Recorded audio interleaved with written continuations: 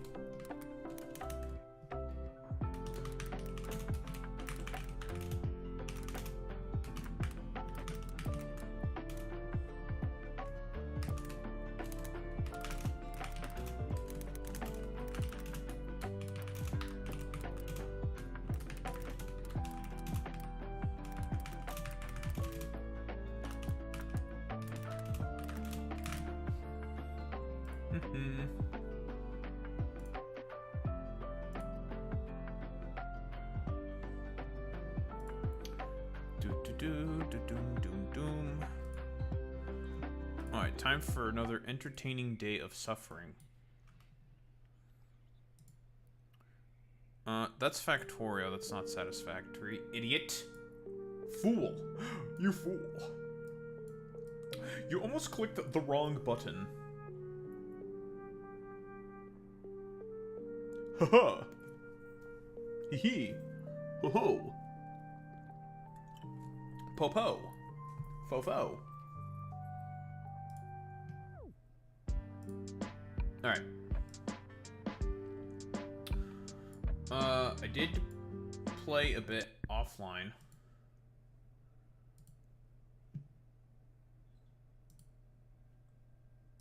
Which was very cool. Very good.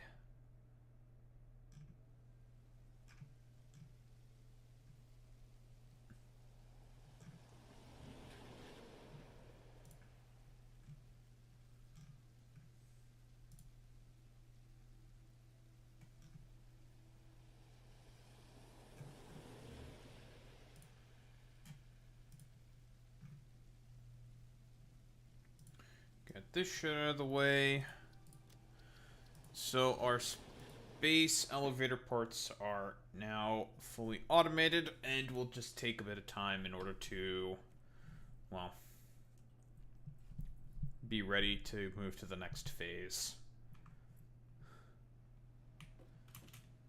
Ta-da! Duh, what are you going to do about all the other space elevator parts? Well, that remains to be determined. For now, what we can do in the meanwhile is put more shit together.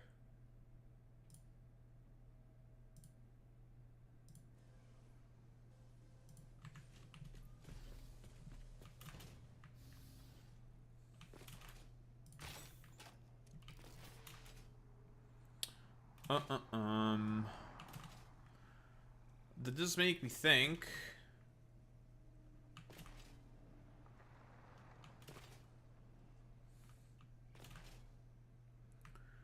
What exactly do I want to do with a bunch of bullshit spaces that I have?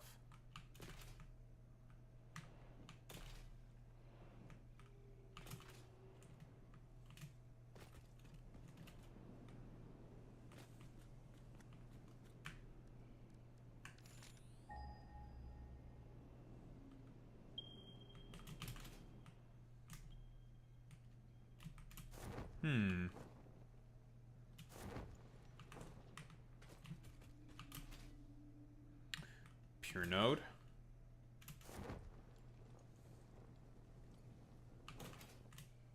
Pure node? 2 pure nodes.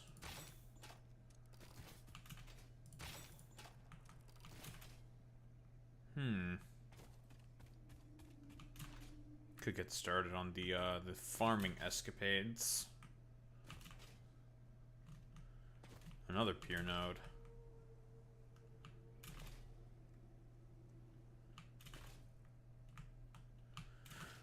I guess we can get started on that. Because then we need the other form of earth. That's the bog earth? Or peat earth. It's one of the two.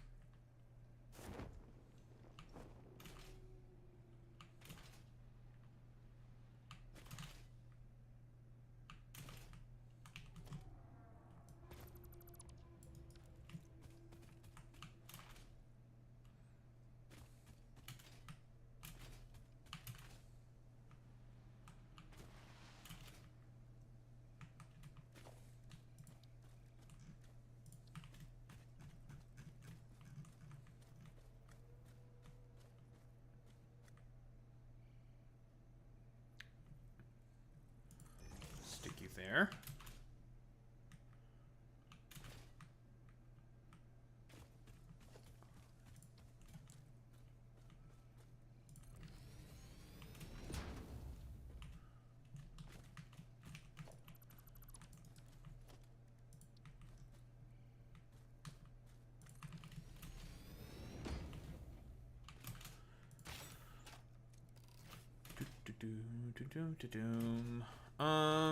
Okay, where are we going to process all this stuff? Could do this for one type of earth, do this for another type, do that for another type. We can do that, sure. Expand the blocks. Expand the blocks, sure.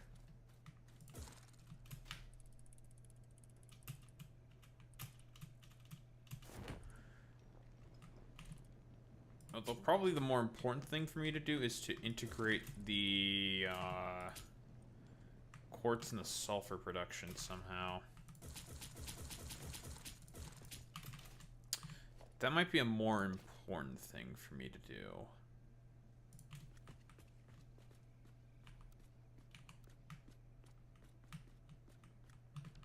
That's just the straight with power. We need the hypertubes.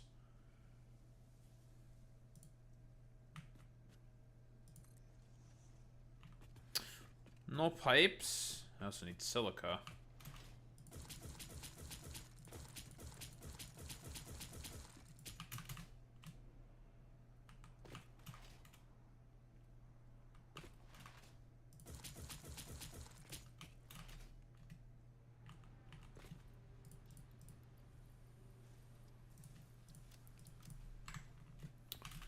Alright, automated wiring is now going. Oh, this is starting to go. That'll take the least amount of time.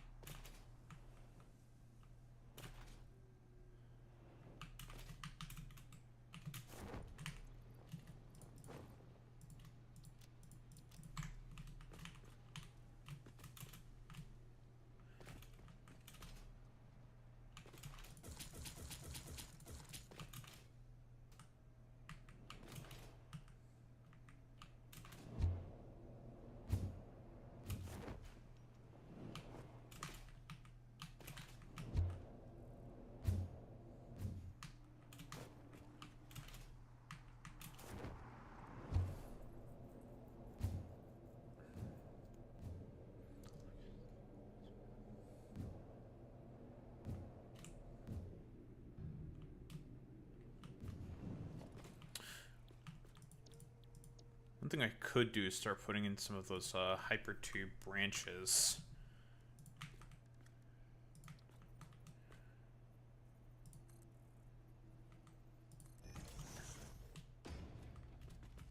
Wonder how those work exactly. Why don't we take a look?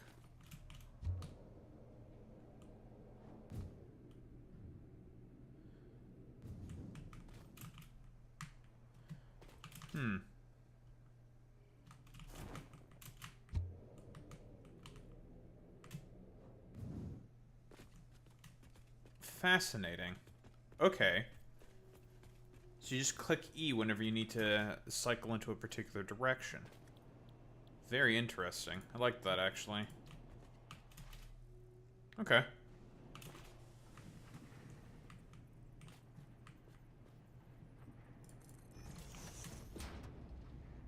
That is very useful.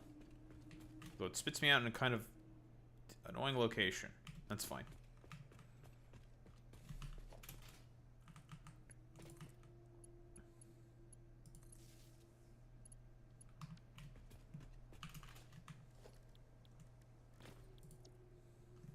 I didn't go to get my needed shit. aka the silica. I need the silica.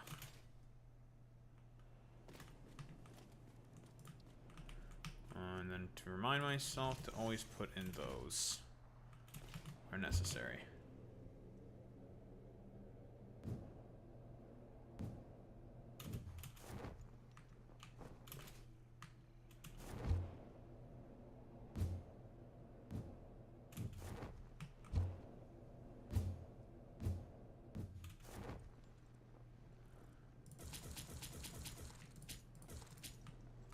Might be useful to make some hypertube cannons, but whatever.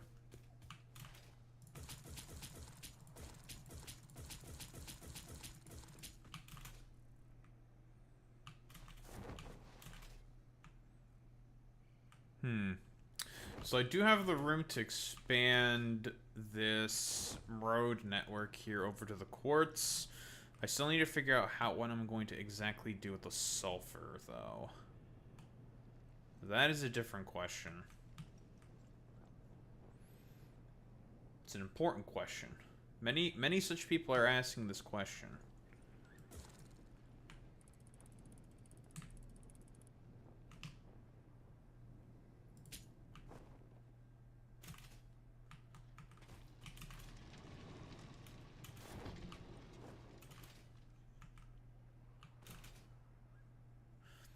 Because the thing is, I don't really need to produce anything. Kill all my momentum. I don't really need to produce anything with the quartz quite yet. I mean, I will eventually, but just not right now.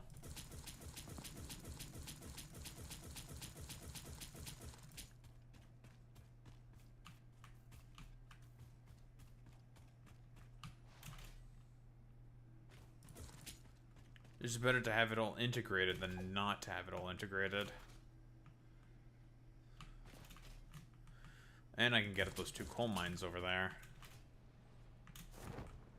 Same with the sulfur.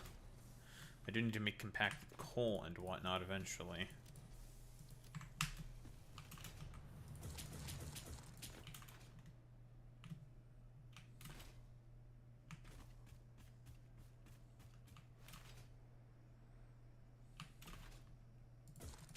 Well, automated wiring is almost done.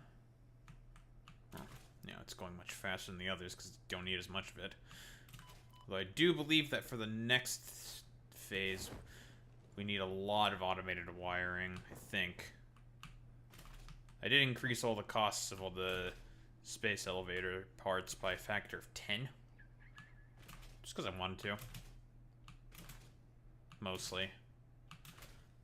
I have some actually, like, decently big production chains for the space elevator parts.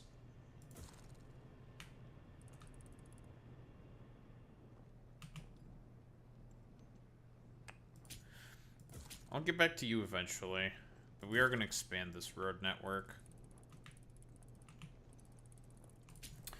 Oh, but before I make these expansions for the quote-unquote farming stuff, I need to make AI limiters, actually. The reason why we need AI limiters is because we want the priority splitters. We don't need a lot. This is probably just like a one little alcove. Should be more than enough. Hello, U-235. One little alcove producing AI limiters should be enough, but we do need a bunch later. What do you want, you putis?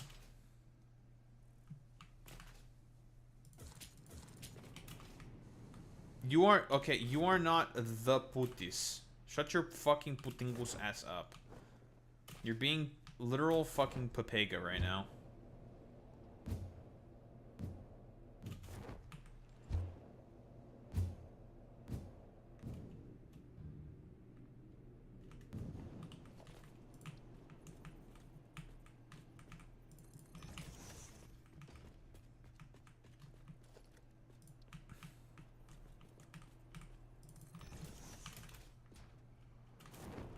Huh? He's LARPing as me? Why the fuck would he do that? Why would he ever LARP like me? The fuck? Was he saying slurs? He's being Romanian or something? The fuck? Why would you do that?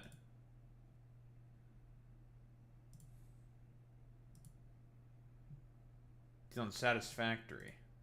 I don't think that means he's LARPing as me. That's not how that works.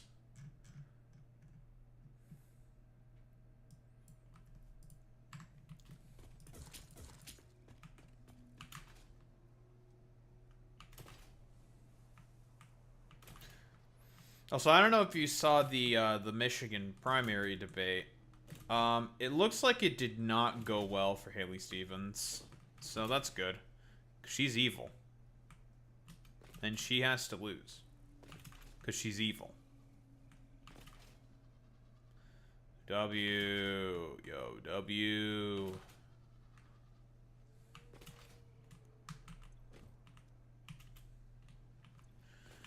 Okay, so what we need to do is to figure out how I want to do this exactly. I kind of wanted to use this so I can go out there for my oil-based products, but I'm going to make a long line. I'm gonna make a long line of shit. Of fuel stations just for the new fuel sources that we're going to start making with oil-based products, because we don't want to use coal for forever. Isn't Trump complaining about the Gordie Howe, not Goldie Howe. What the fuck is Goldie Howe? Fucking Goldilocks? The Gordie Howe? Good one, U-235. Isn't, like, Trump complaining about the Gordie Howe Bridge or some shit? I don't even know. I have no idea what the fuck's going on with that, I'm gonna be honest. It seems like just a complete shit show. Okay. Let's just get rid of these crash. Well, so now I just want to get rid of that smoke. Cool. Alright. I'm going to just do 2 road with hypertube segments here. Now I need more concrete.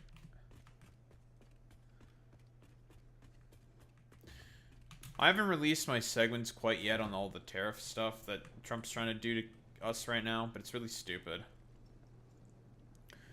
Well, he's not been handling any of the recent tariff situations well at all, to be honest. Like, he's been constantly trying to capitulate over to Trump for whatever reason, even though, as some from the Bush administration used to say, you don't negotiate with terrorists. And Trump is a terrorist. And should not be negotiated with. So, as far as I'm concerned, trying to negotiate with Trump, it's not a smart idea. I think I'm just going to stick the AI limiter sub-factory just probably here. Fuck it. Why not? Let's just do that. And then all of my fueling stations gonna be stuck here. I wish there was like a way I could like loop everything back around, but I can't. It's kind of unfortunate.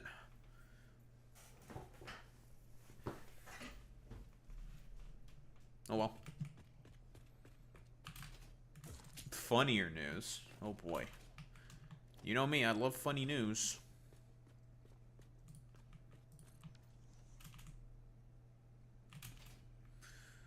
When I make all my explosives, I'm going to blow everything up to clean up all the trees and whatnot. So, we'll do that eventually. Road intersection. Boop.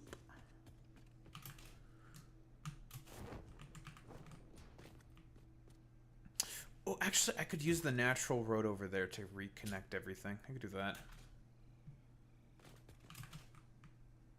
Trump tariff Brazil because the country's using their own payment processor instead of letting MasterCard and Visa dominate the payment processing space. Oh, that's why he did the random 50% tariffs on Brazil? Because that was talked about a while ago, right? It was because of Visa and MasterCard. That's funny. And not in the slightest bit surprising whatsoever. It's 25%. Originally it was 50%. But, you know, like, fucking... That's like, I don't know, like jingling keys to a child or something. But whatever.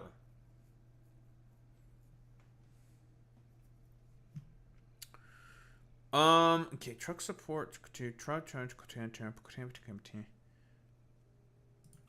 That's my regular truck station. I don't have any coblaze. I need some coblaze.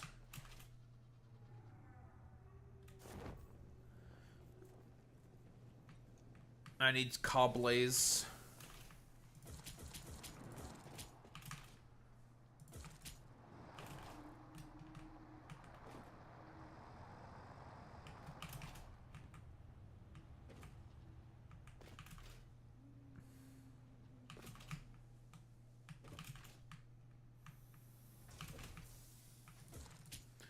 Like, Bolsonaro can't speak against Brazil's domestic payment process because it's popular across the political spectrum. Ah, so you're saying that Trump is putting Bolsonaro in a rather precarious political position. Well, good. He's a rapist or something. I don't know. Yeah. Bolsonaro bad? Bolsonaro bad.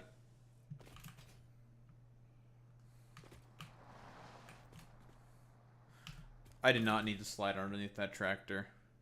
That was very extra for no reason. What did I come here for? Cables.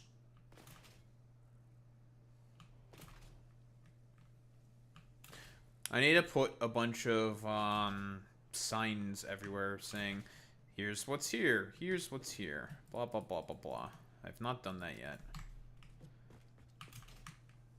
Don't get started with fucking interact, dude. Fucking interact, bro. Such a stupid fucking dumbass payment processor, man. We're gonna charge you $1 fucking and needle and dime you over the dumbest shit possible. Thanks, interact.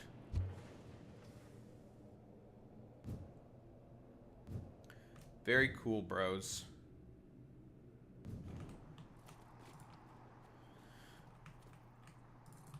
We are about to run into a bit of an issue relatively soon, and that is we are going to start to run out of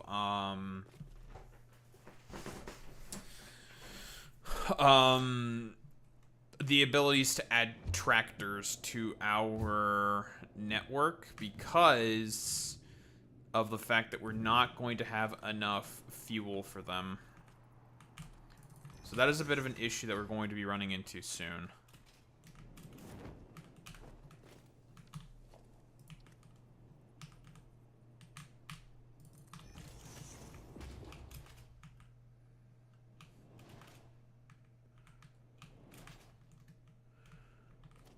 I agree, but, you know, fucking...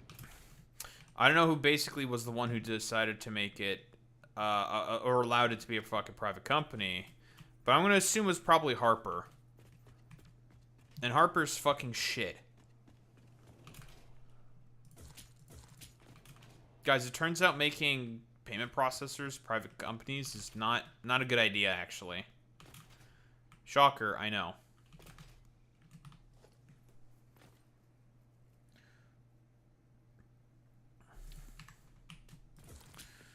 Okay, so AI limiters.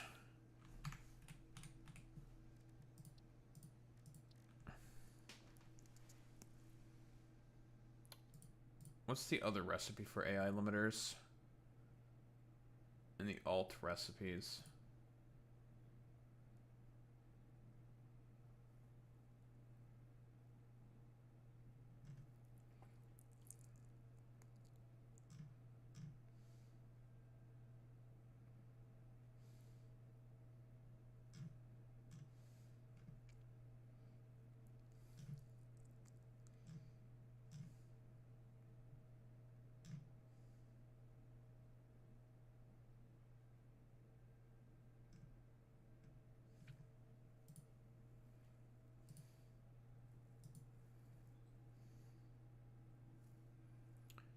Where's my fucking tab for this shit, dude?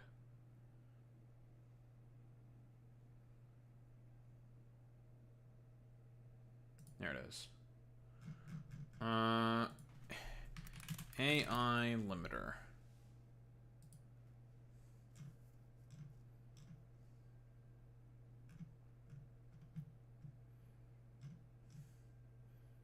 Wait, is there only one?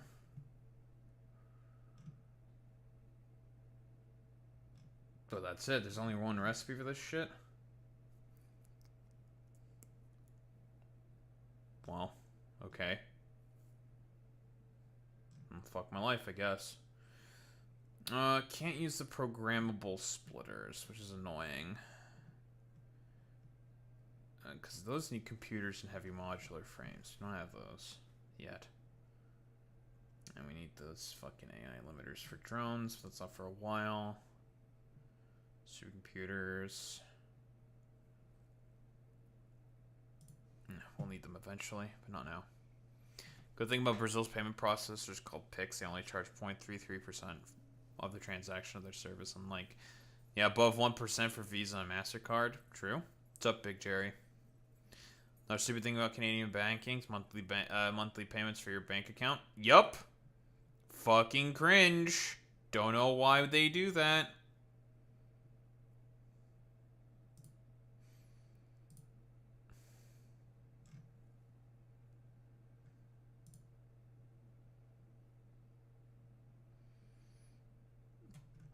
Ooh, damn, the Facebook moms also like Abdul Al Sayed. The Facebook moms have weighed in, and they said, like, it's a 10-to-1 margin for Abdul bros.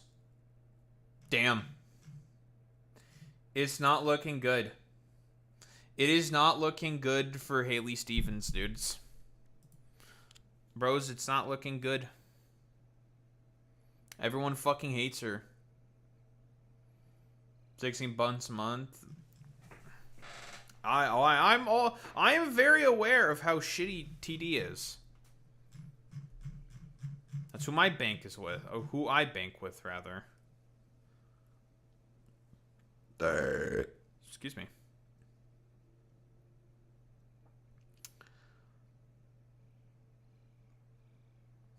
I can turn the biomass capsules into biomass. CIBC. Epic.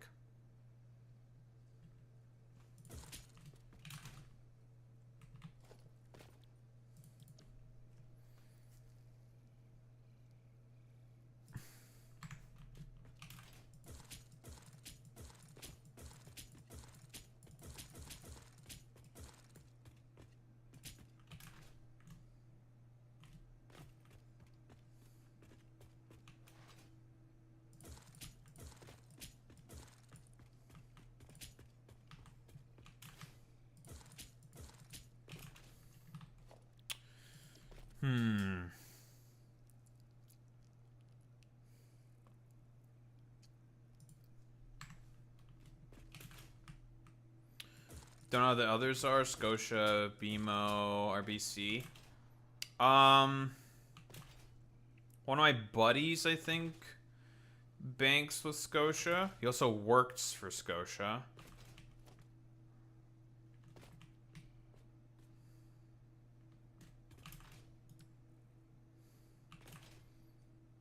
And he doesn't hate him.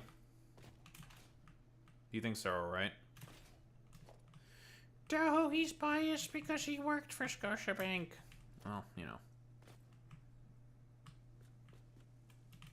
I think I have to do the drive-through one to get enough space.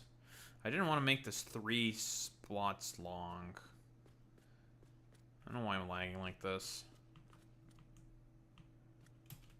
But why? Why like this, man?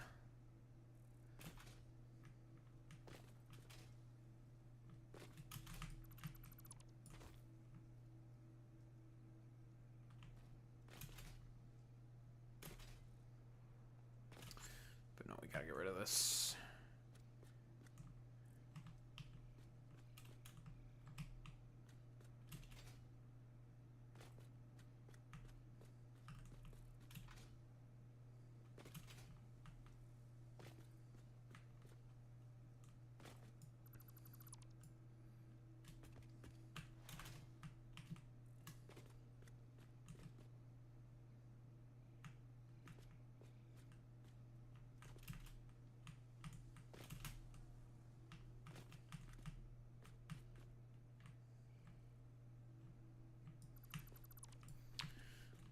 Okay. Straight with hypertube. Then we gotta put an intersection.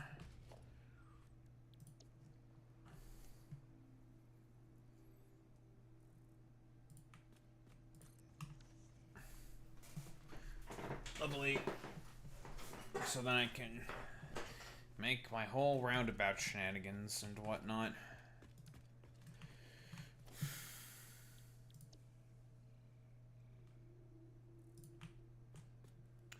I also need more concrete.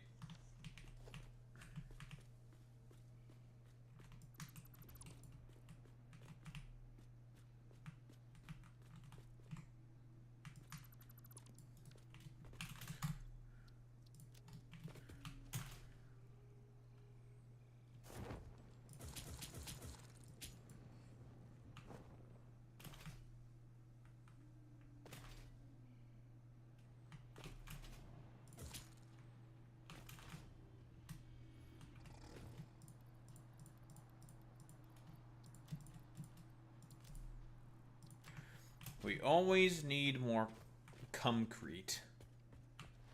Hey, yo.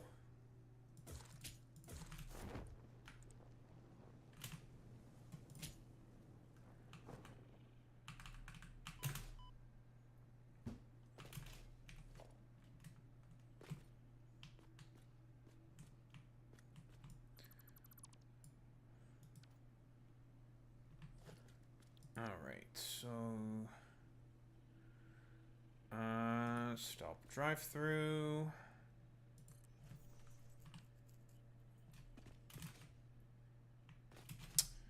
It's gonna be a bit of a tight fit but I don't have much of a choice, unfortunately.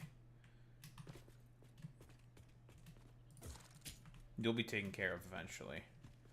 Ooh, would you look at that? The automated wiring is all done. Lovely. Finish up the road. And then we'll go start to get automated wiring and storage. Because they are useful for other stuff. So we don't necessarily want to stop producing them.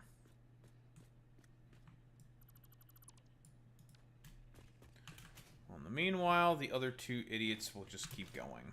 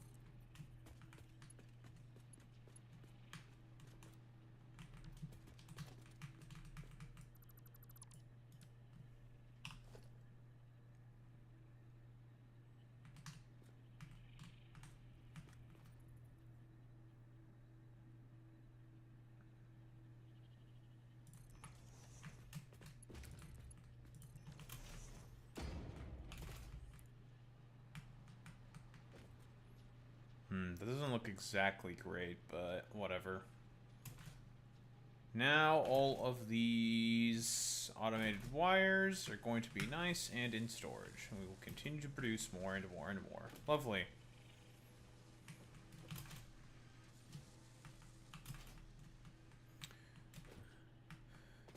So automated wire is actually going to be useful for some other recipes. So might as well just store up a bunch of this stuff. Besides other space elevator parts.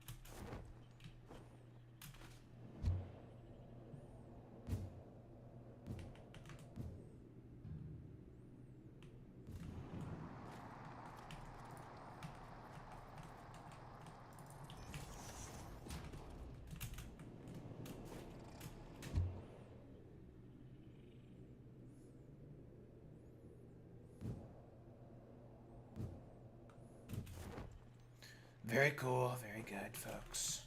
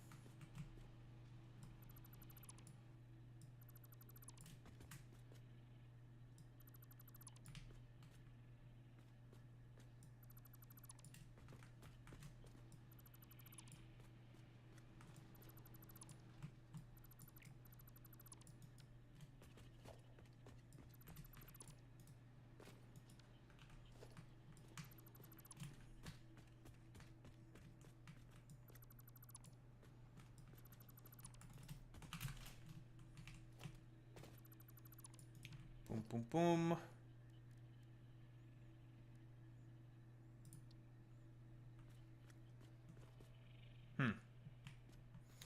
I need to make those elevators. Especially because I have motors now. Definitely make use of those things.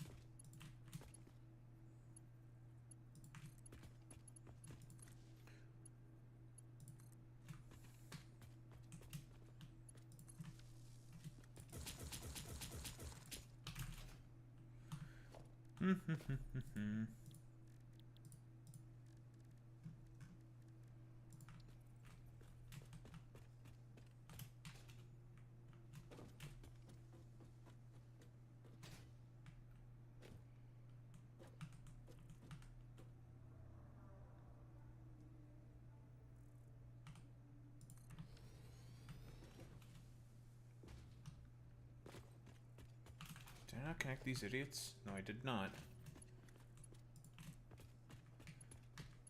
There we go. Lovely. Lovely, very good.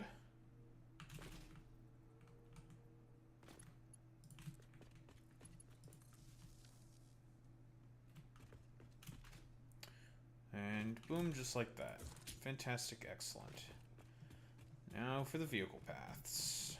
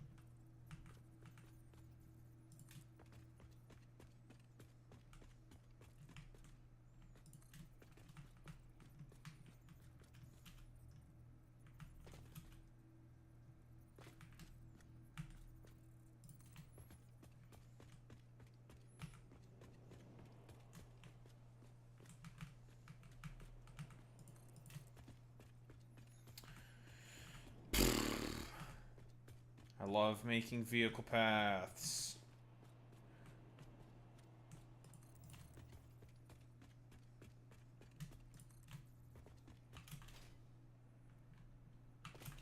Oh my goodness.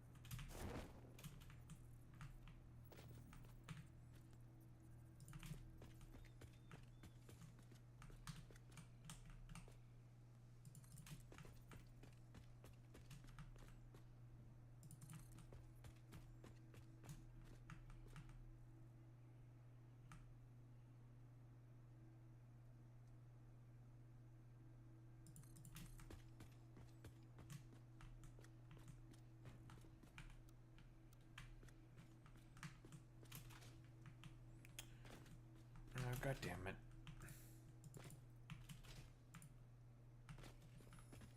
Fucking turns too sharply. Yeah, sure, man. Fucking hate that shit. It's so annoying.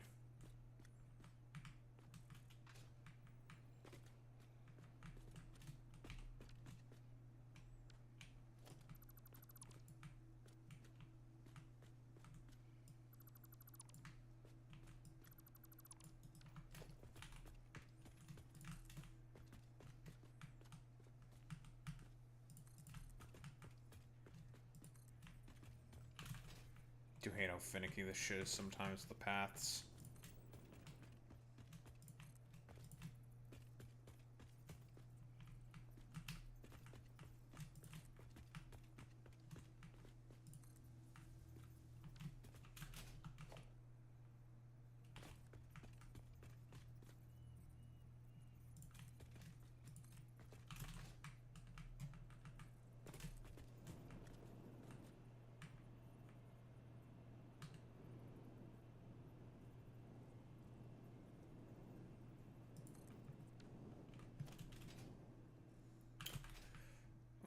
Okay, that should be not everything.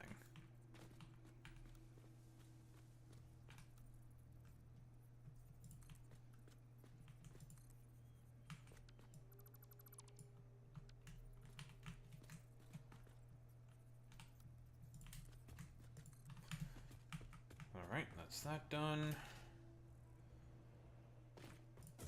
Label these.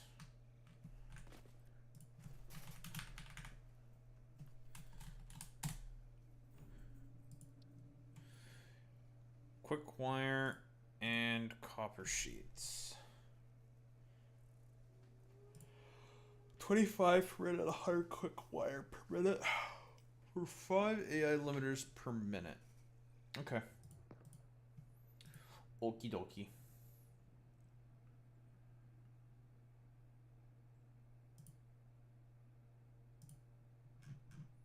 Lovely.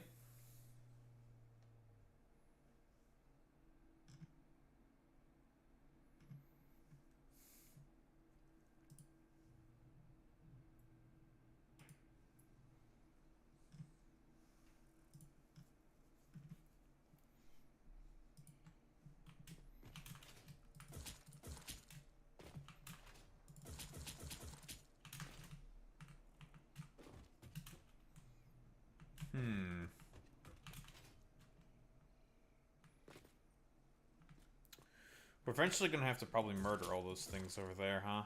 We don't have any explosives right now, so we can't do that at the moment. Okay, so copper sheets. Copper sheets. Unload AI. Limiter. And this will be for the quick wire. Quick wire. Quick wire unload AI limiter. And this AI limiter load.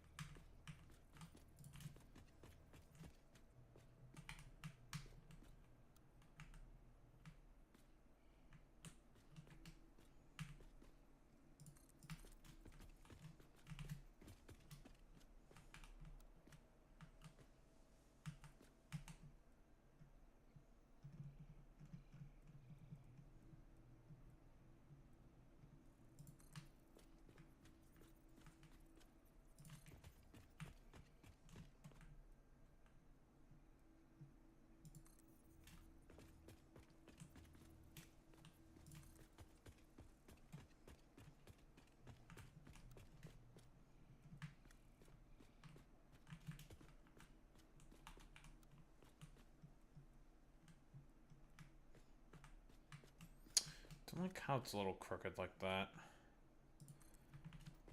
That's just the thing with like these paths. Seems to be kind of stupid.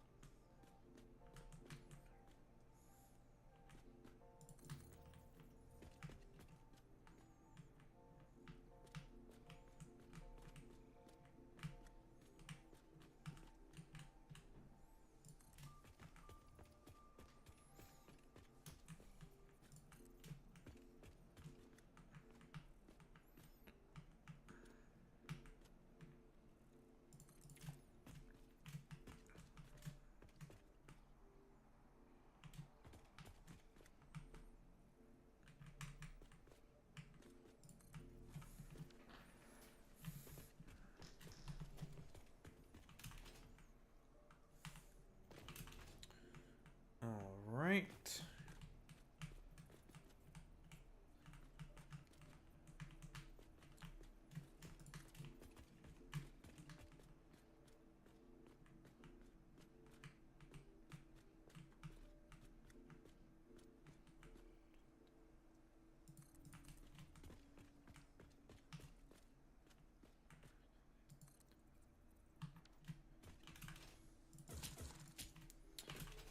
Okay, tractors can now be added, though we don't have a lot left in terms of room for fuel. That's a different problem.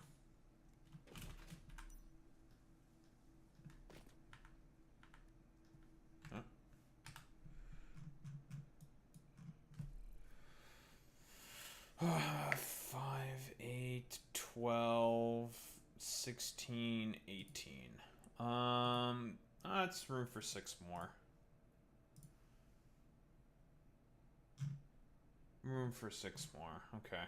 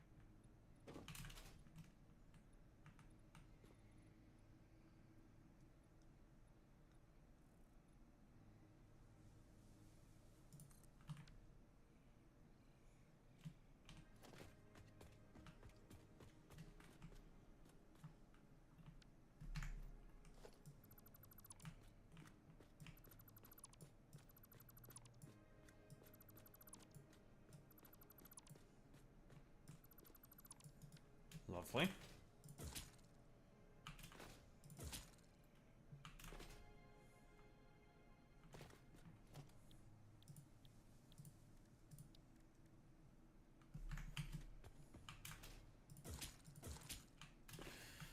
All right, rotors are needed.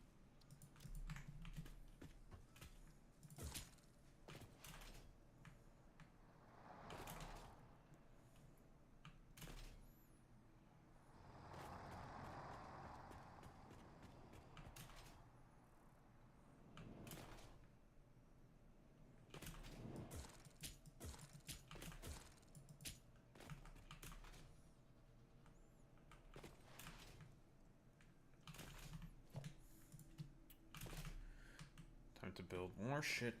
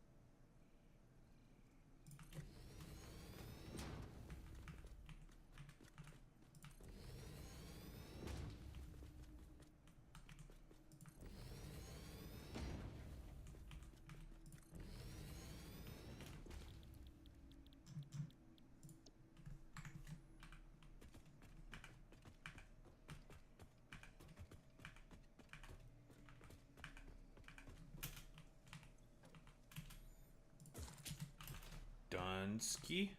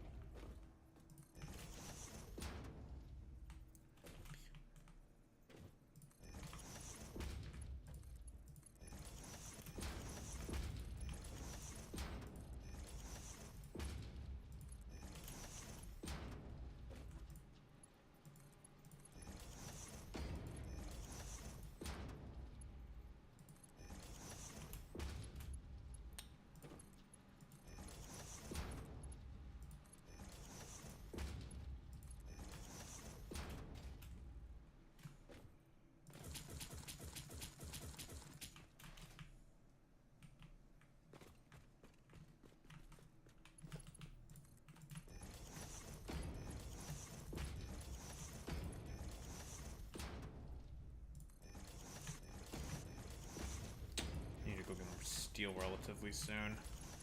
You know, I eventually do get around to just finding Mercer spheres for dimensional depots. Because I'm going to need a lot of Mercer spheres because I need to get all the upgrades first and then build all the dimensional depots. Actually, how am I doing that in terms of MAM research? MAM? All this goddamn MAM spam.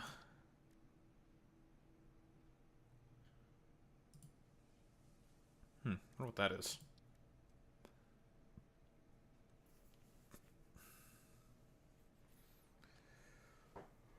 Oh, I guess I can also finish some of this other research I have.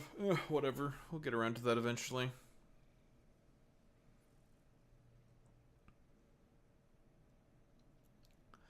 Well, this goddamn NAM spam. Can double this. Can finish with these upgrades. Probably want to wait until I can actually make my miners better before we do a bunch of this stuff. Oh, we can do these ones now.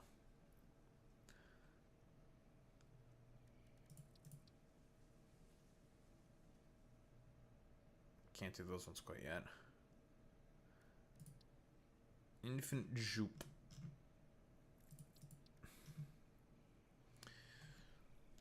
That'll be done. This is definitely important.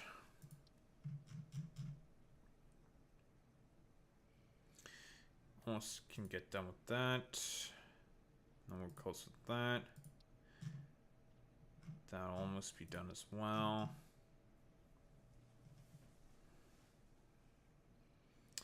Right, I need the AI connect. I need the high-speed connectors next, and then we can finish off with this entirely, except for the programmable splitters. Here, this is what we mostly need. Right, we don't have the ability to make SAM fluctuators yet. Well, that should be relatively soon. Well, you need the mine manufacturer for that, so. Right. As for you,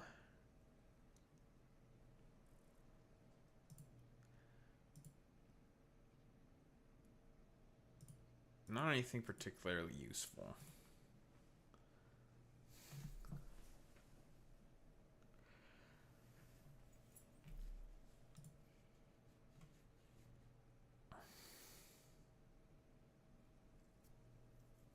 I could actually make use of this recipe, the cheap silica recipe, because the place where I do make silica, there is a limestone node right there. Could make use of that actually.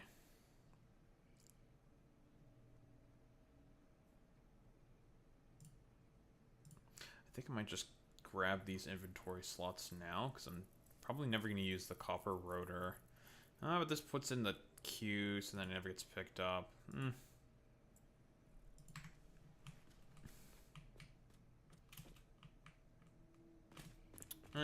That's a decision.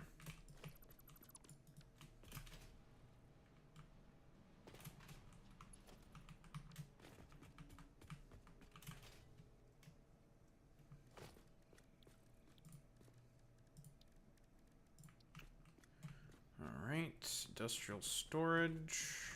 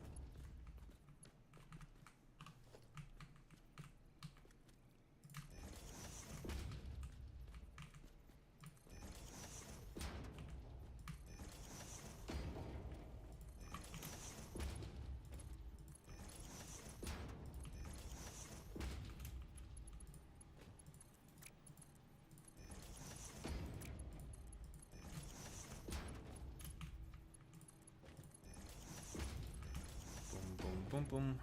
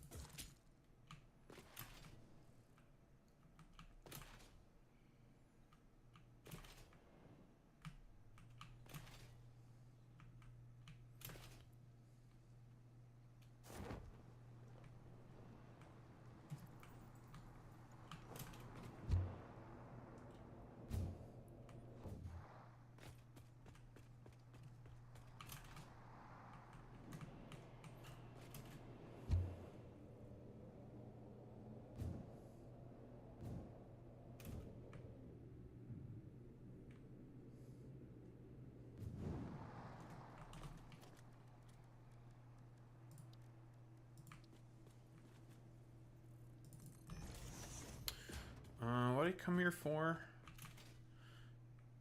Steel memes. That's what I need. I need some steel memes.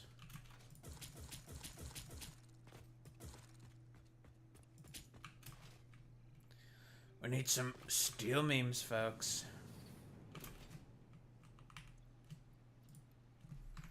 Over kind of low on steel memes. It's not great.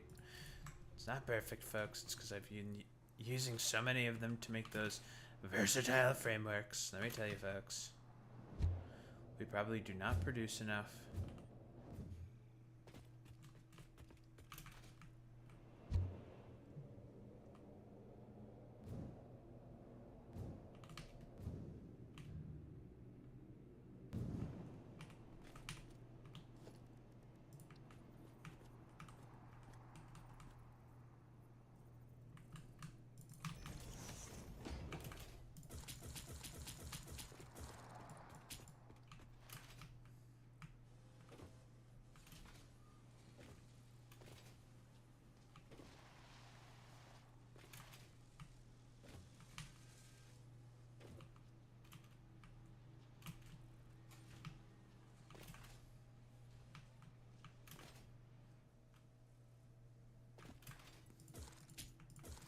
Not ideal.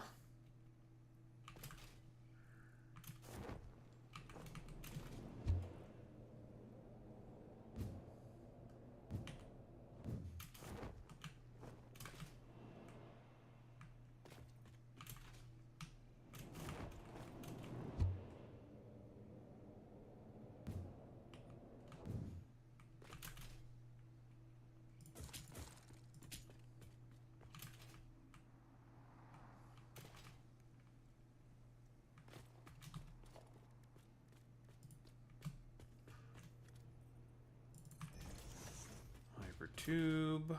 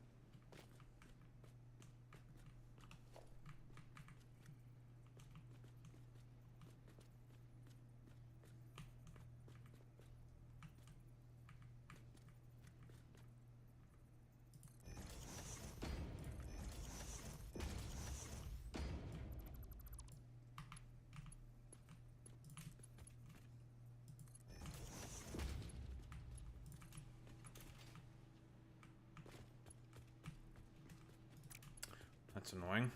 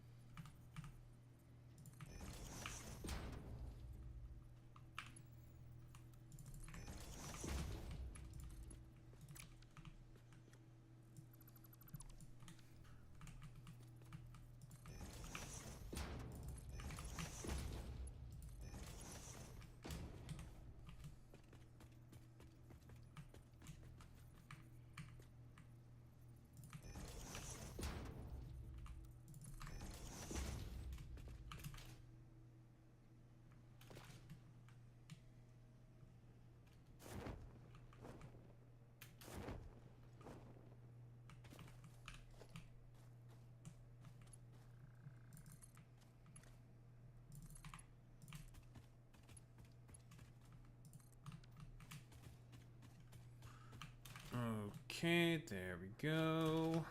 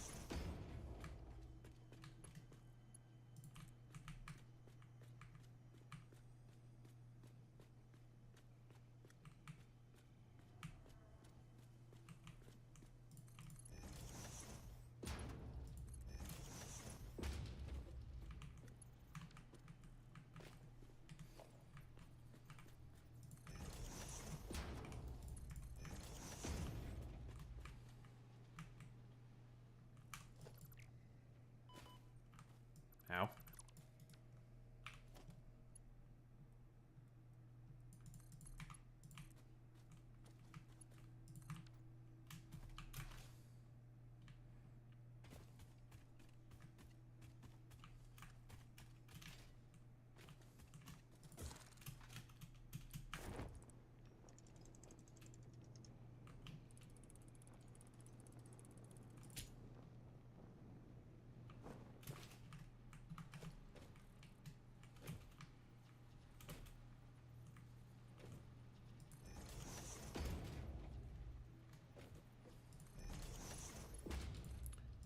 Tink, tink, tink, tink, tink, tink.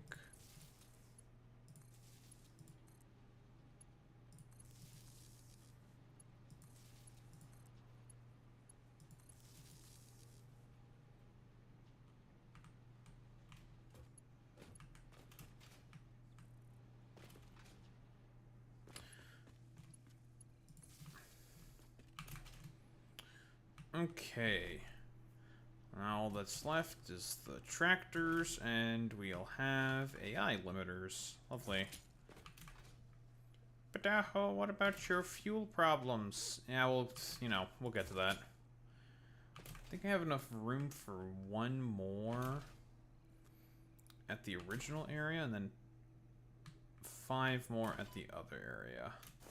So we'll just do it like that, then.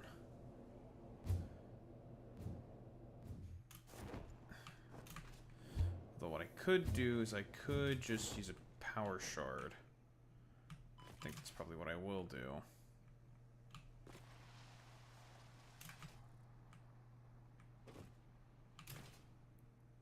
Give myself a little bit of extra wiggle room. Now.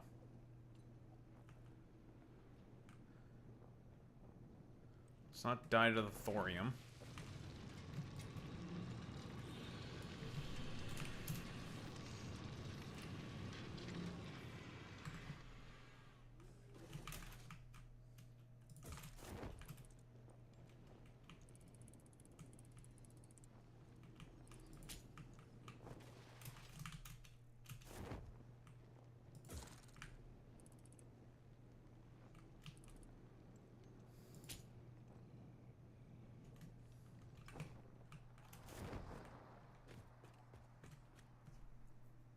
Okay, lovely.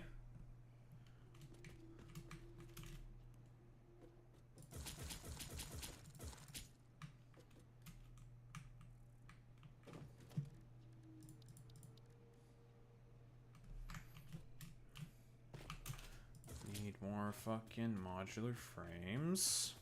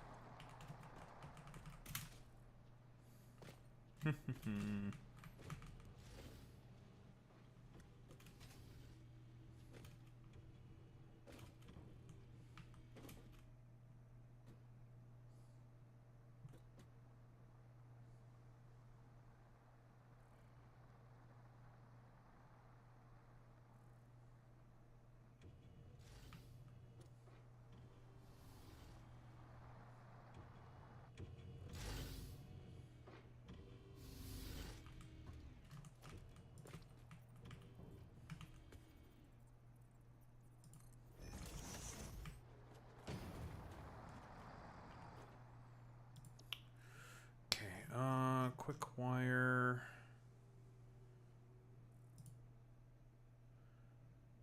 Unload. This is fuel depot 2.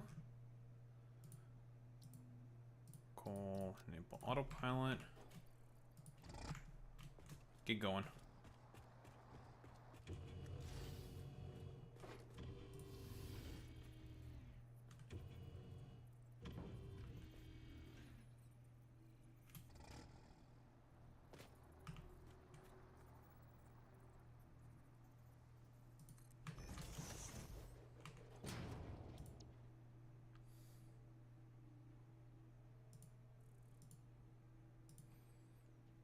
Sheet, unload, fuel depot 1, enable autopilot, go. There we go.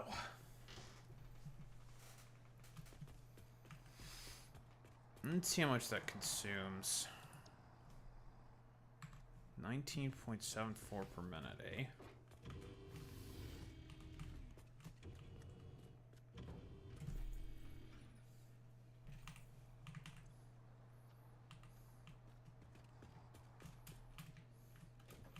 Well, hopefully we could make sure we're constantly squeezing out more than enough. Should be fine, but you never know. Lovely, but that's that done. And phase 2 is still going. So I guess we can accomplish more things while that's happening. Though mostly the biggest problem that we have is it's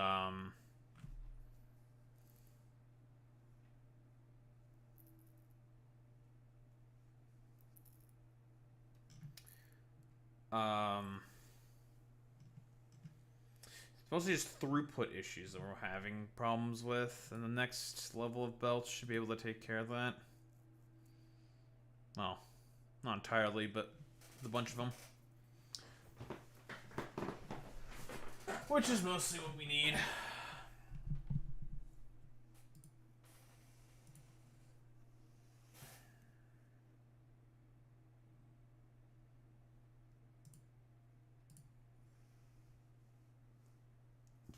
Mamdani wants to get rid of prisons. He wants to abolish private property. You know, conservatives will really say just the damnedest things. They really will just say anything.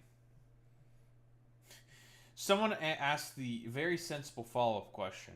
When did he ever say that? I don't answer to you. Has he actually said that? I would assume probably not. You know, it's really funny how you can just defeat most of the things that conservatives say by asking, like, relatively simple follow-up questions. Just, like, honestly, all you have to do most of the time is just say, huh, oh, did he then? Like, when? When did he say that? Or, like, oh, did X person say this thing? Well, when they do that.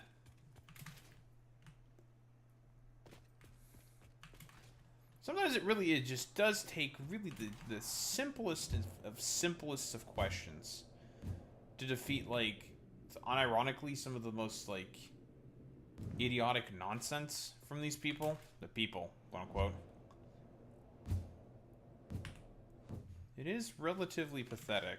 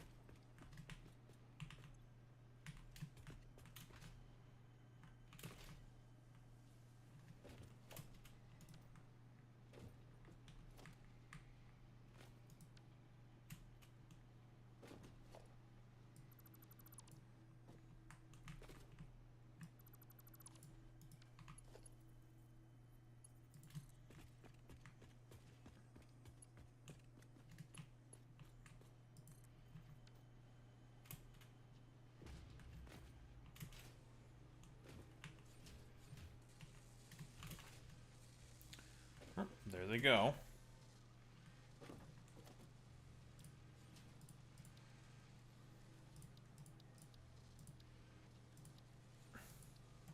Well, let's get some research done, I guess. What's available? We've got smart splitters. Most of the other stuff's with high-speed connectors. Get the power switch. Smart splitters. That's not bad. We can't make high-speed connectors, I believe, because those require... Yeah, they require stuff that we don't have yet. So, yeah. Okie dokie. That's off the table for the time being, then. Which is fine. We'll need them eventually, obviously, but not now. So we can get a couple of things. We just need, like, 60. Yeah, we get smart splitters, and we get power switches. Okay. Okie dokie. Okay.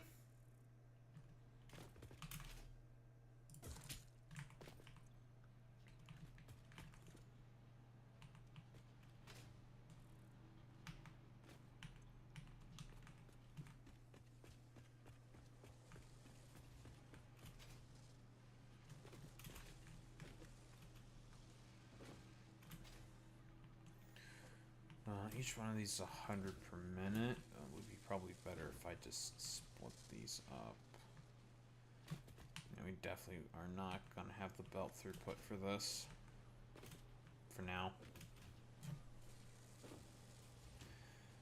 But that's not a big deal. We don't need a ton of these things right now. Don't need a ton of them, folks.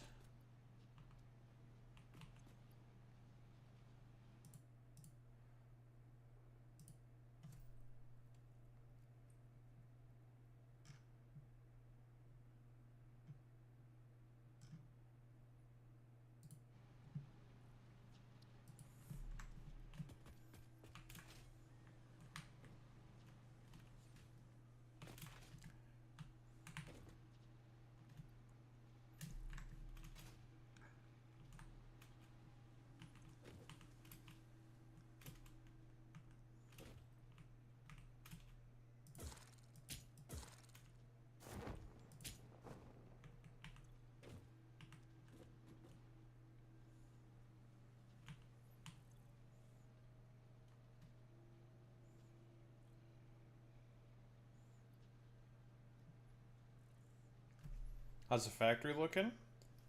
Well, we've made another sub-factory. We now make AI... Okay. We now have AI limiters.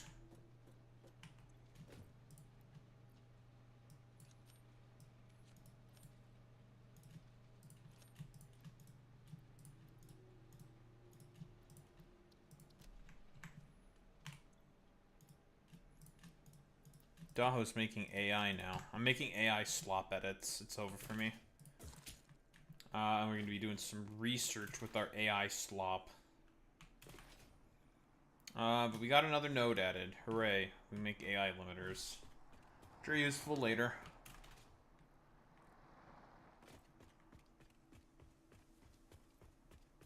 Sam Altman can suck my entire cock and balls.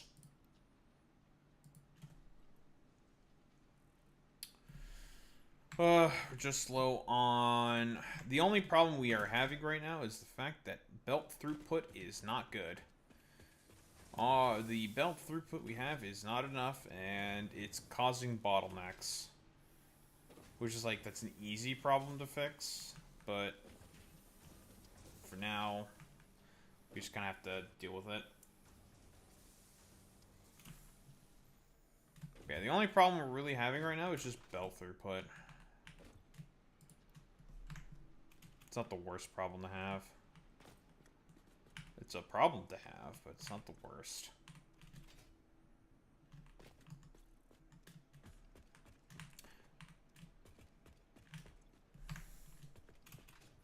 It's because of these damn screw recipes we have. So that's why we're having belt throughput issues.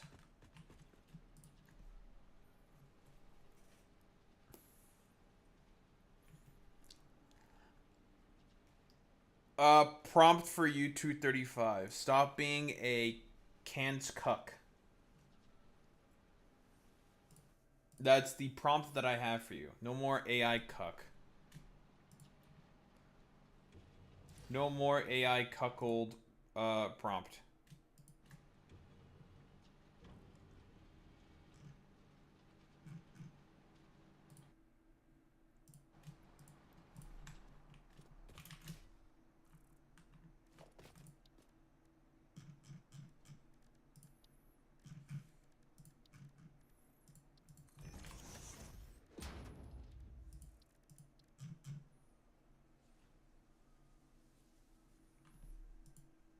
God damn it, I'm 5 short. Let's build the man.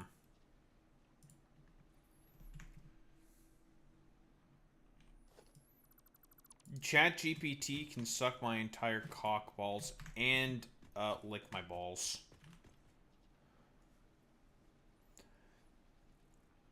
This is what I have to say to ChatGPT. You can suck my big dick.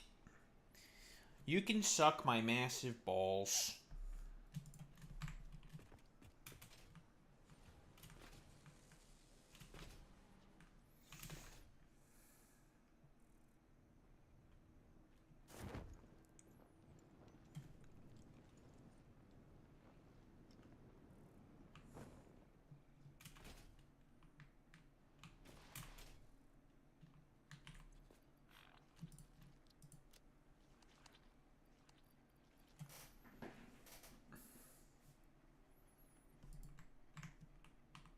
Waff?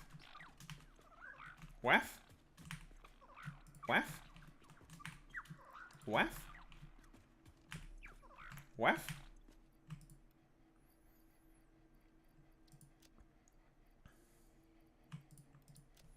Waff? Yeah, they say waff. That's what they do. Waff? Waff? Waff? Waff? Eventually, I have a mod installed that will automate the collection of all this stuff, and I will appropriately get rid of the useless things and keep the useful things. Waff?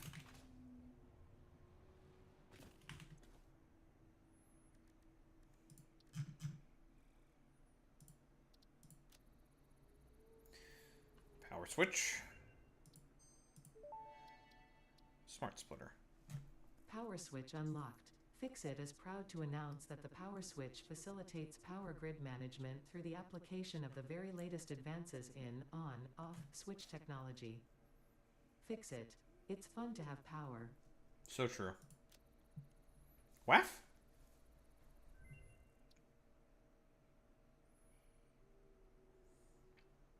No. I'll kill you. Smart splitter unlocked. The smart splitter offers advanced settings that can improve conveyor belt logistics. Waff? Putis! Nope, you're just literal fucking putis. You're just fucking cringe and stupid and gay and stupid and gay and stupid and gay and stupid and gay.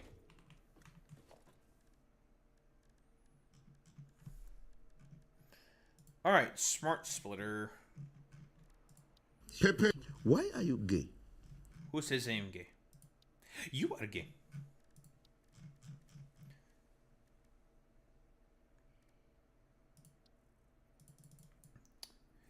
Ta-da! We got the useful thing. Now I can become a farmer. That's what we were doing all this for, to become farmers.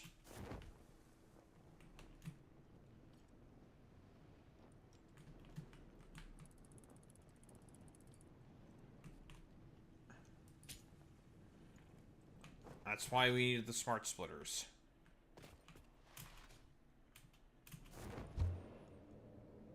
No, I mean a farmer. Shut up, you putis.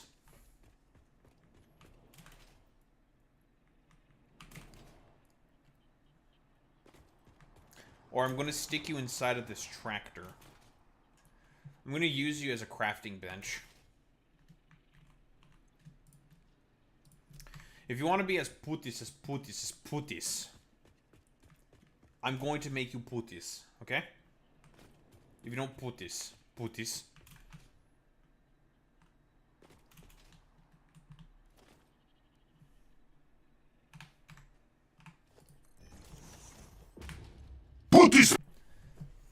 You're just putis. You are.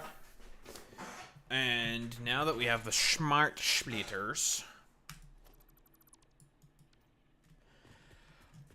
we can now do some farming. Yay! Farming time. Now you may be wondering, well, Daho, why? Because unfortunately the farms, all the seeds and extracting and all this shit, multiple outputs, and it's annoying. So we need the smart splitters so then we can actually make something that's organized. And also call U-235 a putis.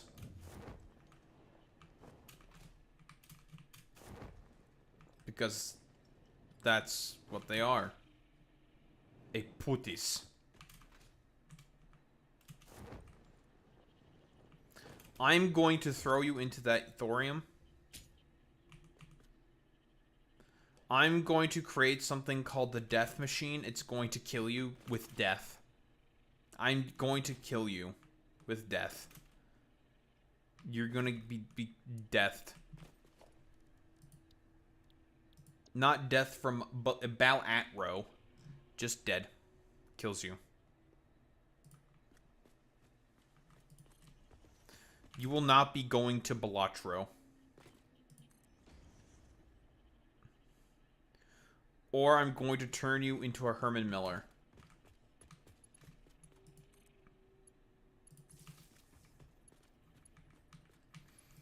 You will no longer be a Toyota Land Cruiser. You are going to be an ergonomic chair.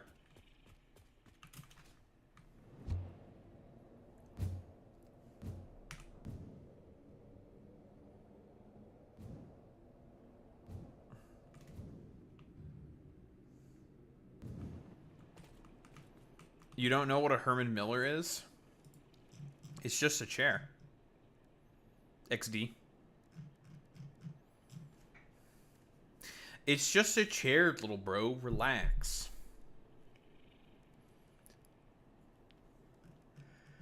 It's just a chair, step bro. Relax, bro.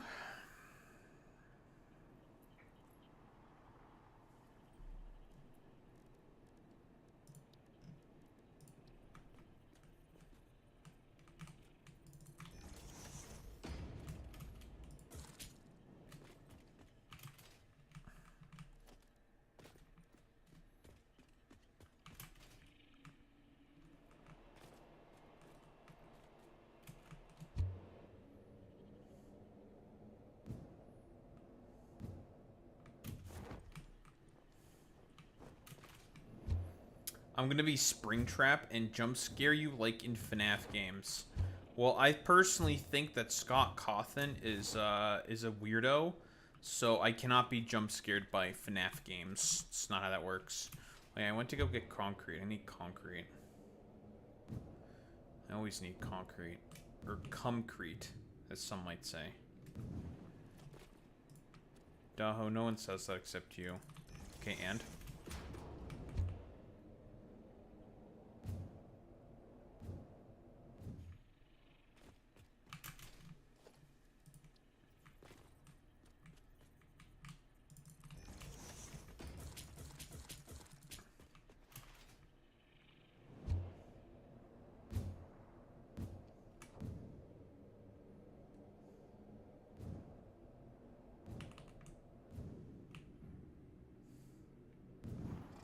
That's not how that works. That is not putis behavior.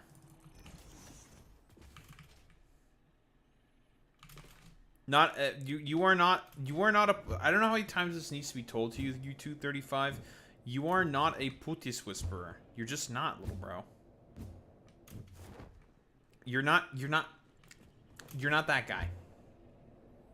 You're not that guy. As much as you want to be the putis whisperer, you're not that guy. You're just not that guy.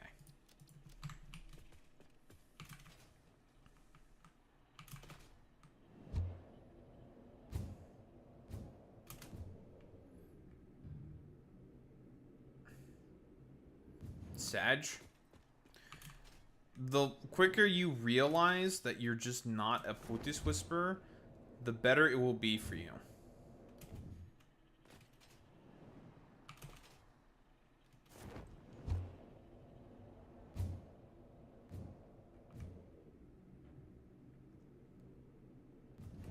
That's all I'm saying. The quicker you realize, the better it'll be for you, bud.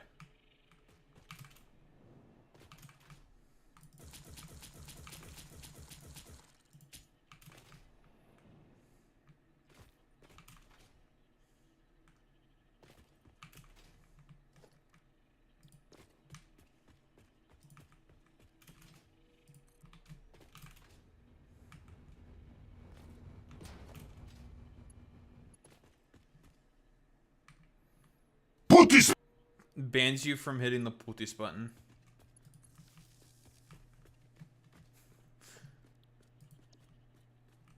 Bans you. Just bans you, actually.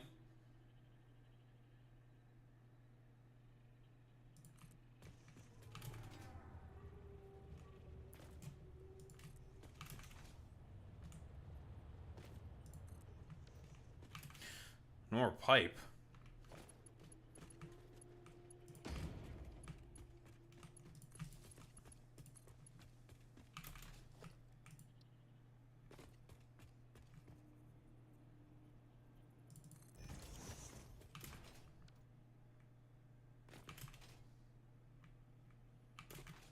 No. Now your life is truly over. No more fucking Putis spam for you? Now it's totally over.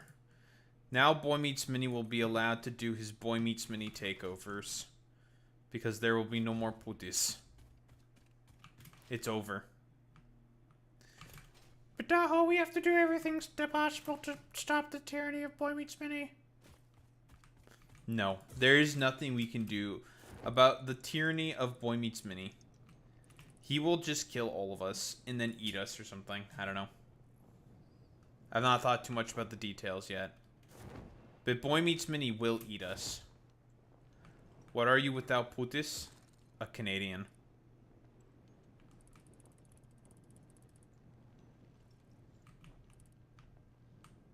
Specifically from Toronto. A fate that is truly about as bad as death.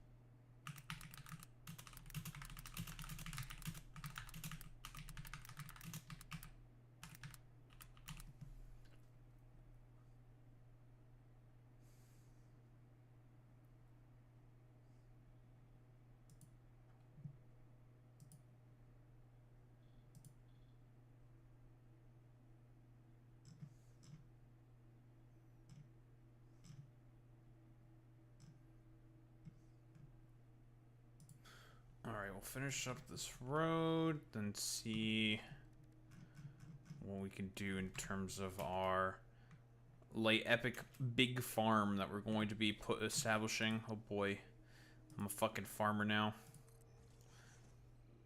I'm out of fucking concrete again.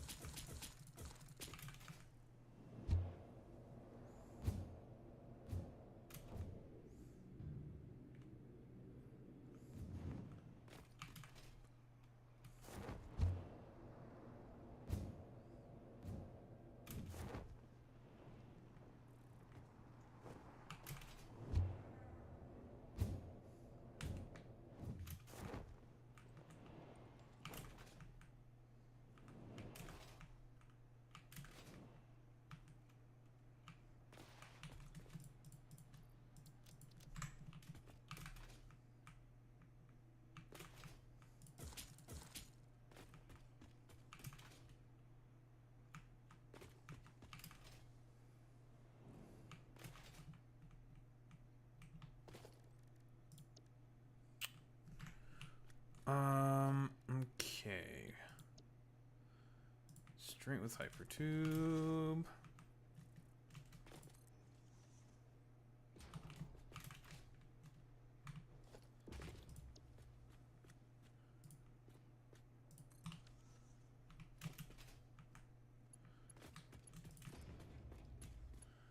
And now I'm out of steel.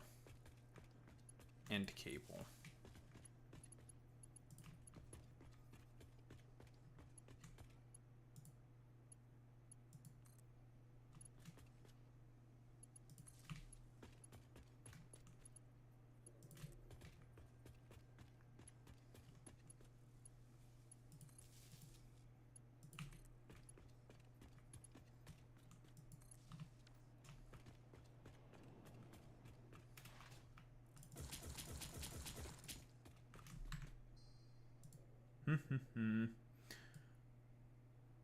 They're having a tantrum over a Chinese AI model.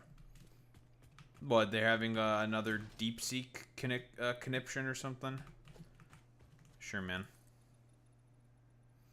Not DeepSeek. More like deep sus, because it's sus. Fuck you. Kimmy. That's very kawaii. Leonard. Haha, very funny. I am hilarious and original. Everyone will laugh.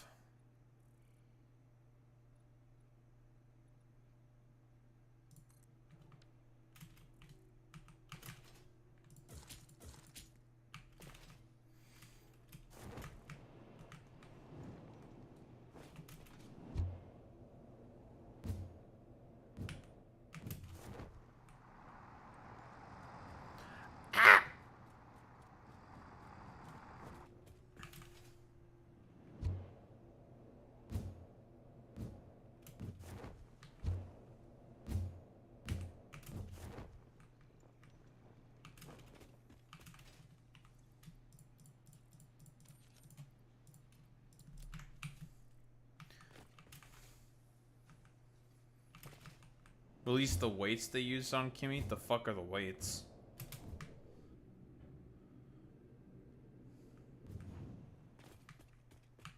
Like parameters or something or what?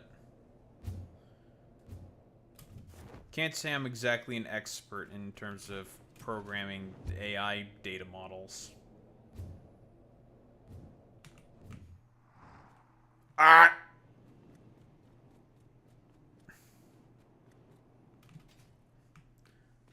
Like the values we assign to nodes in a neural network.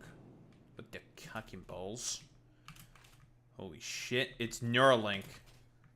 Chinese Neuralink. Quick, someone tell Elon Musk. How many monkeys did China have to kill in order to test their Neuralink? I'm just gonna say that. I'm just gonna throw that out there. We need to be asking ourselves these questions. How many monkeys did China kill for their Neuralink? Oh, so we did it. I don't have any fucking putis. Putis.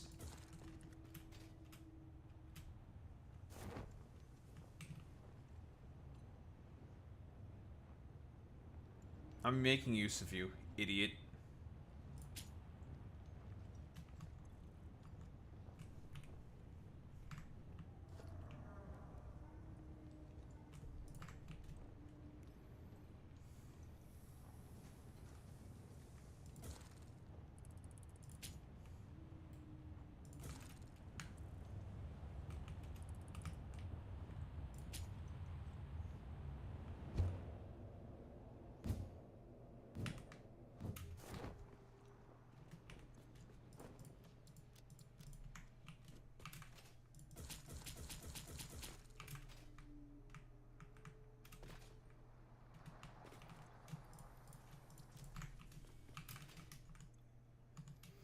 Oh, we are definitely not going to have a lot of modular frames.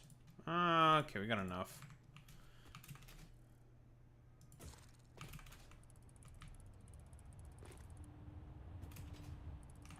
Whoa!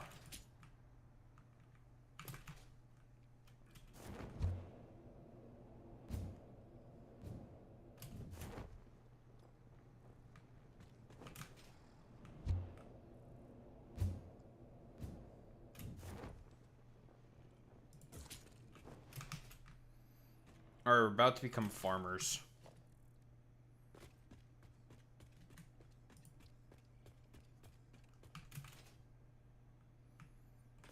Holy guacamole, we're going to be farmers. What the? Holy shit. What the? I'm gonna be a farmer. TLDR's China's made AI models that are fast and efficient. Big tech is obviously pissed. Yeah, well, I have a big dick. Got him.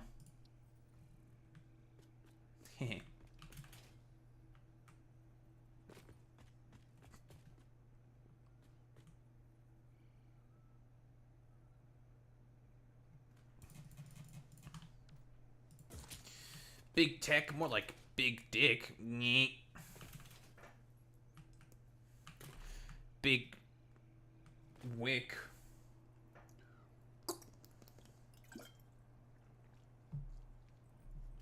Don't ask me why I am the way that I am. I won't be able to explain to you. And you will regret the answers.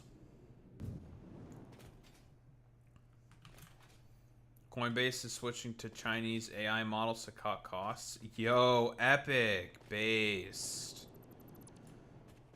It's the Chinese century of prosperity. Top sheet. It's top sheet.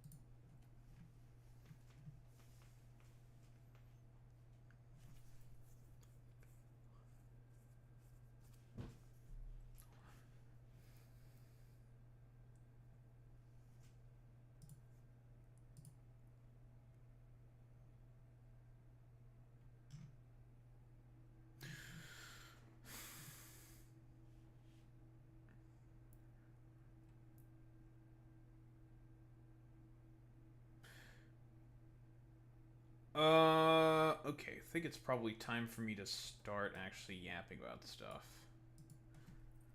Less money for OpenAI and Anthropic. Well, that's just good because I hate those people. That's why. All right. Much work has been done. Very cool.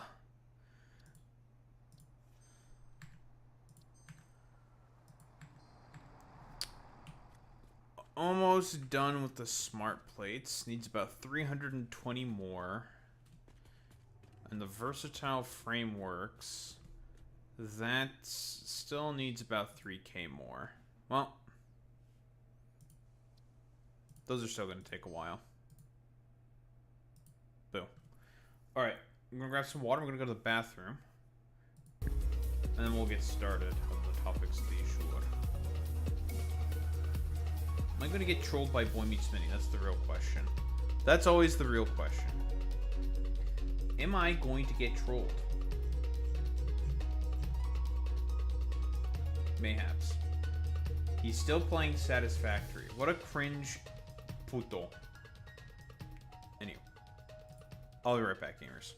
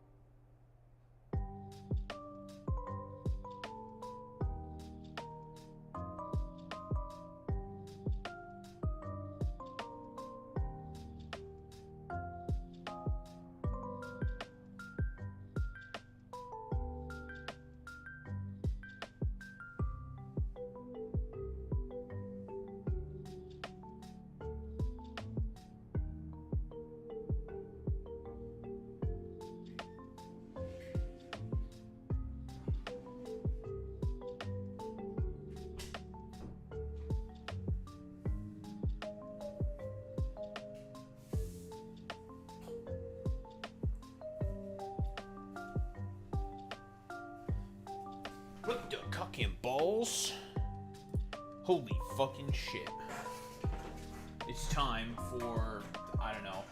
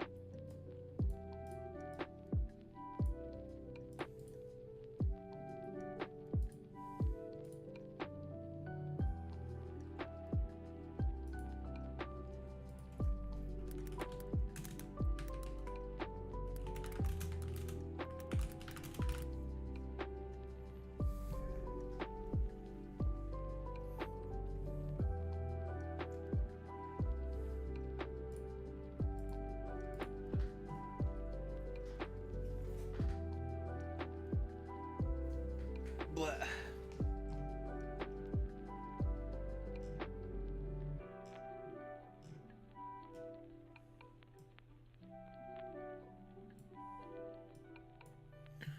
Flip here, flip to this, flip to this. All right.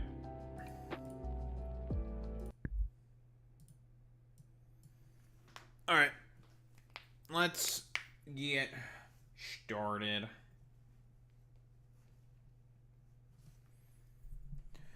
Oh my goodness. Oh my days. A debate in the Michigan Senate between Abdul Al-Sayed and female Bobby Hill, or Marge Simpson.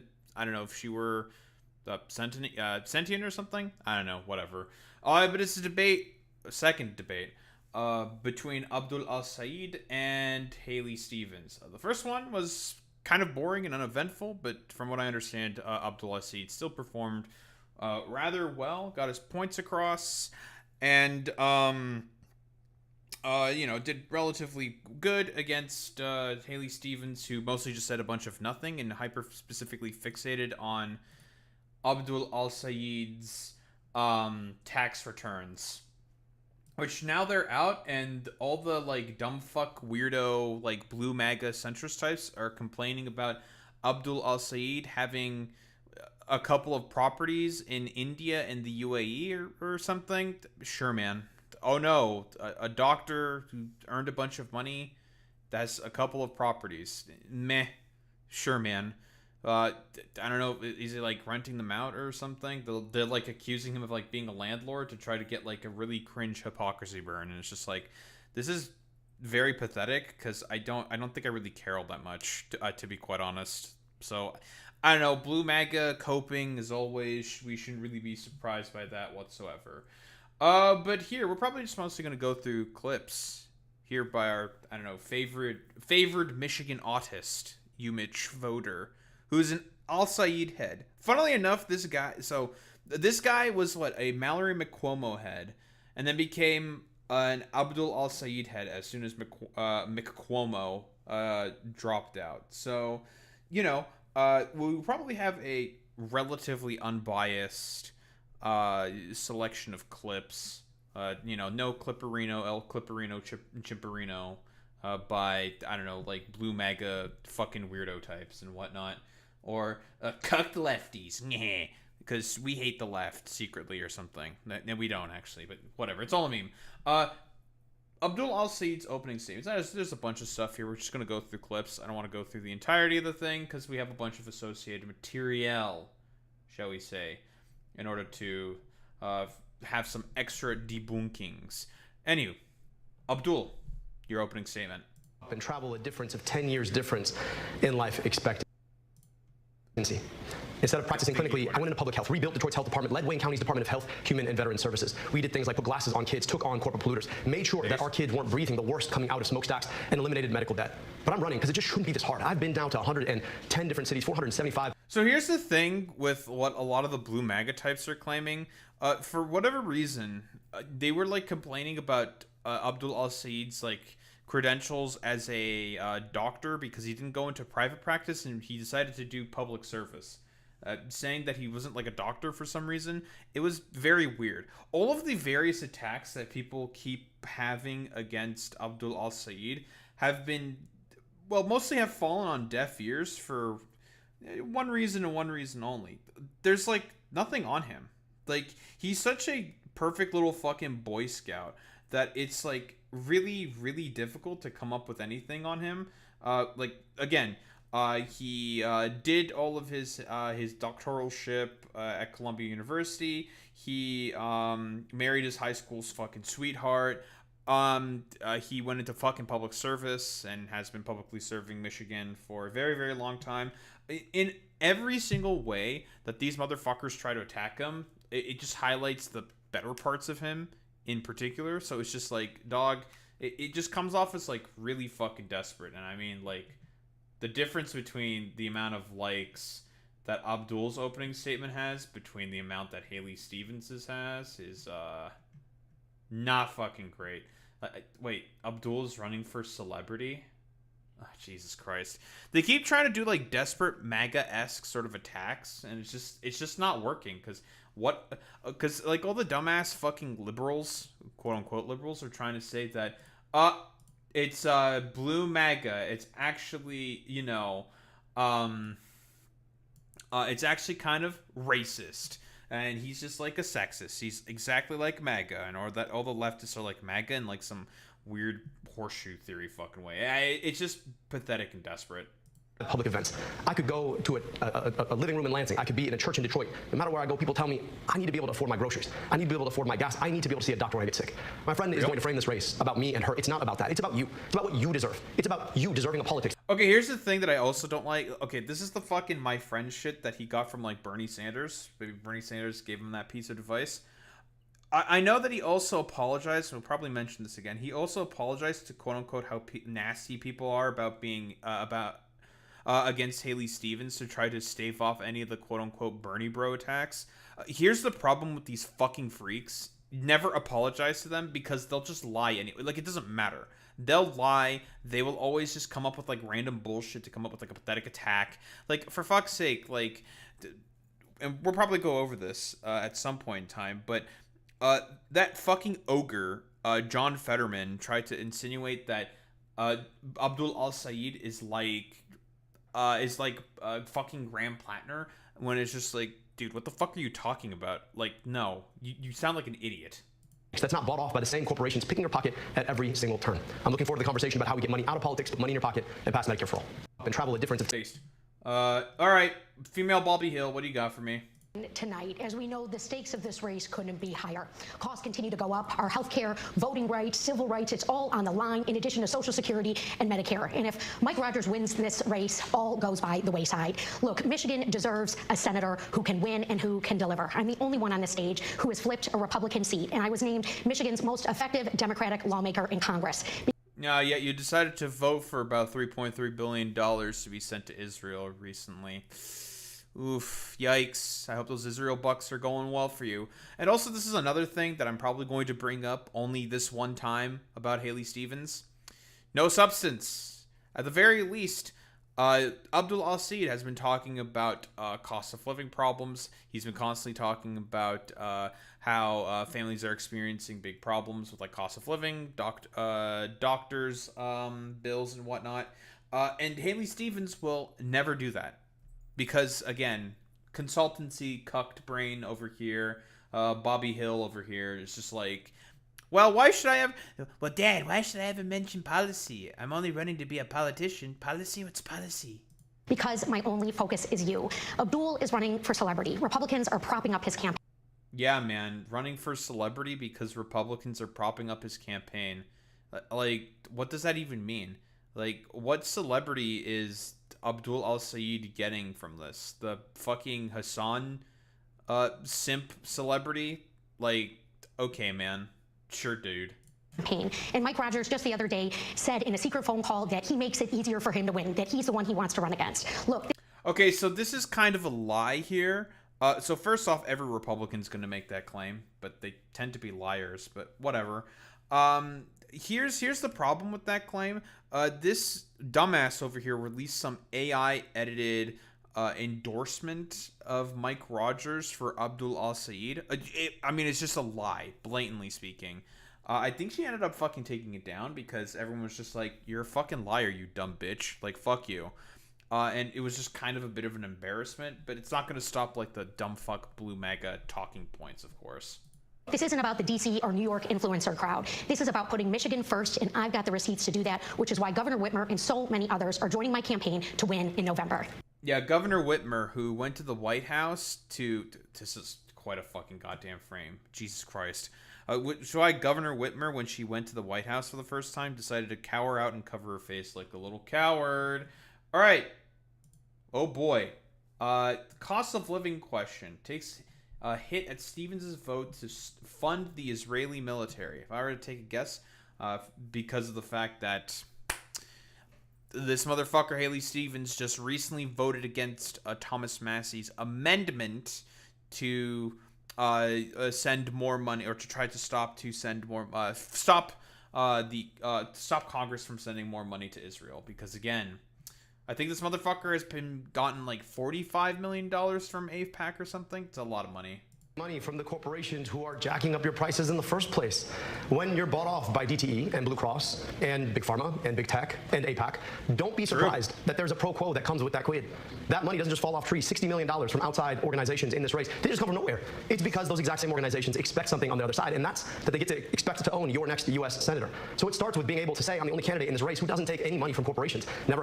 Yeah, there was a graphic recently put out, and I think it's like Haley Stevens for Michigan or something, made by some lefty content creator who basically interviews a bunch of other DSA or leftist progressive candidates running in the House or the Senate or whatever, who makes these websites saying that these are all the super PACs and affiliated organizations and interests that support these Democratic fucking candidates, or support these candidates in general. And Haley Stevens is just completely flooded with corporate cash. We shouldn't be really surprised by that whatsoever. Again, she did vote against the Thomas Massey amendment, and I think has also voted to give ICE funding 4 times in a row, saying that ICE is are nice public servants. We'll get to that clip eventually. Never have, never will. And then from there, I actually can stand up to them. I can do things like enforce our antitrust policies that haven't been enforced. I can do things like tax billionaires their wealth so we can take that money and invest it in you and your kids in your schools. I can do things like make sure that rather than sending your money somewhere else to drop bombs on other people and their kids, we can keep that money here at home. And just in case you don't believe me, just think about this. Just last week, our friend here voted to send $3.3 billion of your tax dollars to a foreign government. That is the pro quo that comes with the quid of $30 million spent by AIPAC. So it really comes down to how... That's true. She did do that. And, listen, she's got her little fucking cope smile. She can cope and see if he really gives a shit. Oh, what is this? Stevens on the cost of living question deflects AIPAC and corporation monies by saying employees. I don't think that's how that works. We can take a look to on your open secrets page and see how much money you've gotten from all of these affiliated corporations, buddy. Yeah, some of that was about your record in Washington. I want you to be able to address that, but also tell us what you would do to keep the cost of living down. Yeah, our affordability crisis is choking us out here in Michigan. Everywhere I go, if it's at the fish fry in downtown Detroit, or the working single mom who just the other day told me her healthcare costs continue to go up, that the grocery bill is only getting harder. We don't need lip service. We need action. And Abdul's going to talk about where employees from certain corporations are spending their money, but let me tell you about... Wait, employees from certain corporations are spending their money? What does that even mean? What? What? Huh? That's not how campaign finance contributions work. Wait, does she think that AIPAC has a bunch of employees who are spending money individually on her? What? That's not how any of this works. Gee, that's not a good way to fucking defend yourself from the allegations of you getting tens of millions of dollars from associated corporations and the Israel lobby, my dude. Like, Jesus fuck. Employees are the ones who are giving me money from AIPAC. Yeah, dude, the employees of AIPAC are totally doing that, dude. About what I am doing, because DTE and our utility companies are selling out their ratepayers, and I'm giving them an option. I'm saying. Wait. No, she's just lying here. I have a fucking tab with this. Give me a moment. That's not it. Nope.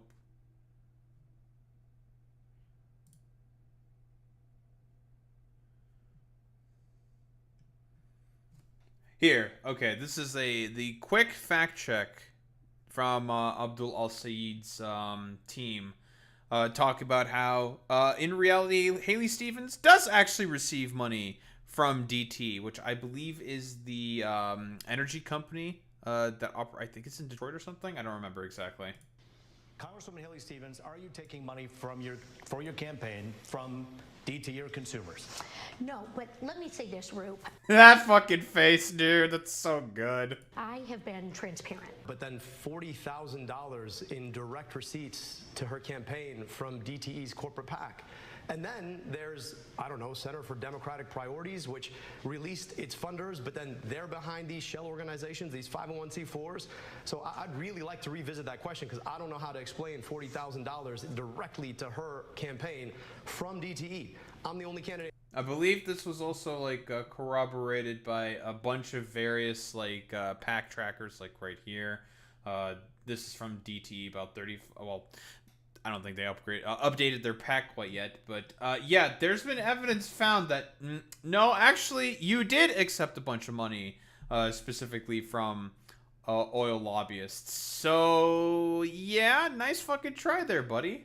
Saying DTE, either stop raising rates or lose your federal funds and cut executive pay. Look, we need proven fighters in these positions, and that is what. Yeah, I don't believe her. I don't think she's gonna provide an effective pushback against any fucking oil company whatsoever.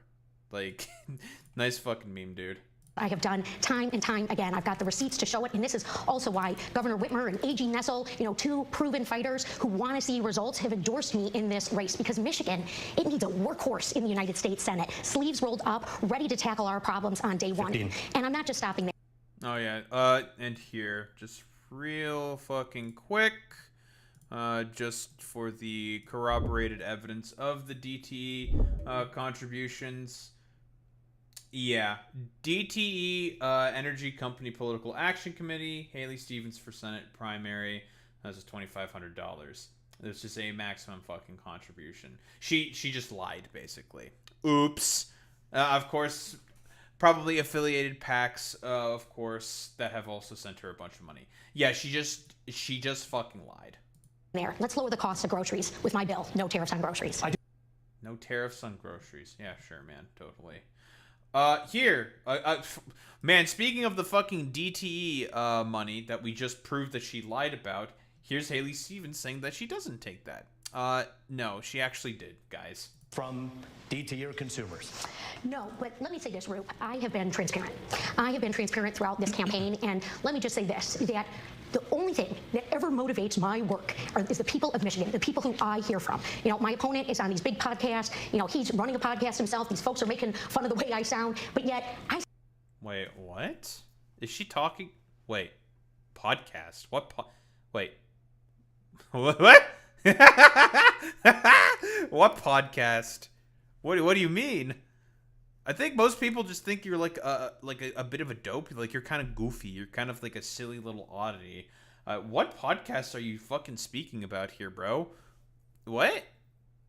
What? Like, are you talking about Hassan making fun of you for how you sound or something? Like, that's a stream. That's not a podcast. Nice fucking, like, boomer mentality there, Haley Stevens. I can understand why you got the Chuck Schumer endorsement. They sound like the people who need help, who are talking to me about what they need. Congresswoman, that was a follow-up to ask the direct question whether you're taking money from utilities or And I said not. no. The answer is no. Thank you. Dr. El-Sayed, I'm asking you the same question. Any money from anyone that we don't know about? No and never, but then $40,000 in direct receipts to her campaign from DTE's corporate PAC. And then there's, I don't know, Center for Democratic Priorities, which released its funders, but then they're behind these shell organizations, these 501c4s. So I'd really like to revisit that question because I don't know how to explain $40,000 directly to her campaign from DTE. I'm the only candidate in this race who's never touched a dime of corporate PAC money. I do want to ask both of you about your campaigns respectively when it comes to certain questions that people have. Congresswoman, we'll begin with you, and we'll dive right into that right now. Nice fucking meme. Oh, so she just like basically straight up lies here. But here, Steven asked very specifically about 50 fucking million dollars in APAC spending. Jesus fucking Christ. And she deflects by trying to say that Abdul also has a super PAC. Yeah, I think the only super PAC that he has is just being run by his dad, and it has given nowhere near the amount of money in comparison to that of APAC and its affiliated sort of PACs. Like, the fuck are we talking about here? The question, Root, because this moment in this country and here in Michigan, people have every right to be frustrated about our campaign finance system. My opponent here on the stage, Abdul, he's got a super PAC that his father-in-law funds that has millions of dollars going into it. And look, in terms of foreign... Buddy, you get like millions, tens of millions in comparison to that of what Abdul Al-Sayed has. He has been outspent by massive margins in this race specifically, which you have, just accepted gladly. Like, you're talking about allegedly millions of dollars that is coming in from his father-in-law through that super PAC. Buddy, you have gotten tens of millions in comparison. You are outspending Abdul Al-Sayed with your shitty ad buys by a margin of like 10 to fucking 1. So like, what are we saying here, dude? Foreign policy. Abdul and I do differ. I believe in a two-state solution. He has attacked me by name for purporting that the people of Palestine and the people of Israel deserve to live side by side peacefully. The goal is always long-term peace. And also, the prime... Well, it's not going to happen. Like, the two-state solution is just simply put not possible right now because Israel makes it very clear that they are not interested in any state. Well, okay. Actually, Israel is technically interested in a one-state solution, an ethno-state, with them ruling over the fucking land. Prime Minister of Israel has attacked me by name. They both represent the extremes. Look, Michiganders want peace. They deserve to see peace, and that is where I have always cast my vote, and that is the work the focus group is not buying it. That I want to do for Michigan and the U.S. Senate. Specifically about APAC money, more than $46 million has been spent on APAC spending to back your campaign. A lot of people wonder if that is something where you're going to do their bidding when you... The moderator doing a follow-up? A rare sight. Wow. A reasonable follow-up question. Because she was just like, again, the question was about campaign finance donations. And Haley Stevens was bloviating about how Benjamin Netanyahu called her out by name. Yeah, sure, man, totally. Yet you've still, accepted tens of millions of dollars in APAC spending. So, again, you want to fucking, bluster about constantly about, I don't know, being this, quote-unquote principled fighter for the rights of Palestinians, pretending to care about a two-state solution. Bitch, you don't give a fuck about any of that stuff. What the fuck are you talking about? If should you win the seat, is that something people should be concerned about? And if not, why not? Absolutely not, Roop. Look, I have been very clear, consistent, and transparent, and I have continued to be. I want to see long-term peace.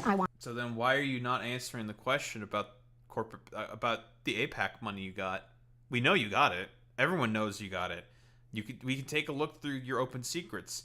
We can see all the APAC affiliated PACs that fund your fucking goddamn campaign. And we can trace them back to APAC. You're just lying. Want to see a two-state solution. I am deeply proud to represent one of the largest Jewish populations in a congressional district in the country. This is a community that I have grieved alongside, that I've mourned alongside, and have fought to Would you say that you saw them in your dreams? Bring the hostages home, and I'm still working to get... Wait, seriously? Hostages? What hostages? There are, no more fucking hostages. They're all either dead, probably killed off by Israel, or, they've been returned already. What the fuck are you talking about?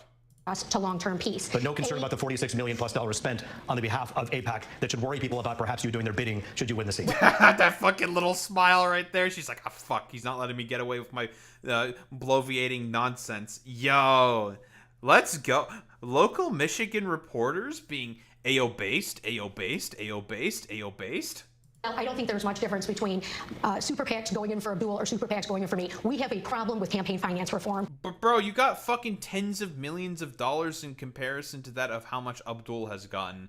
And it's been hit from just his father-in-law. I don't even know what his fucking father-in-law represents. What, like, big, I don't know, big brown guy or something? Big doctor? Or I don't even know what the fuck his father-in-law does. Like, why the fuck does that matter? Like, good one?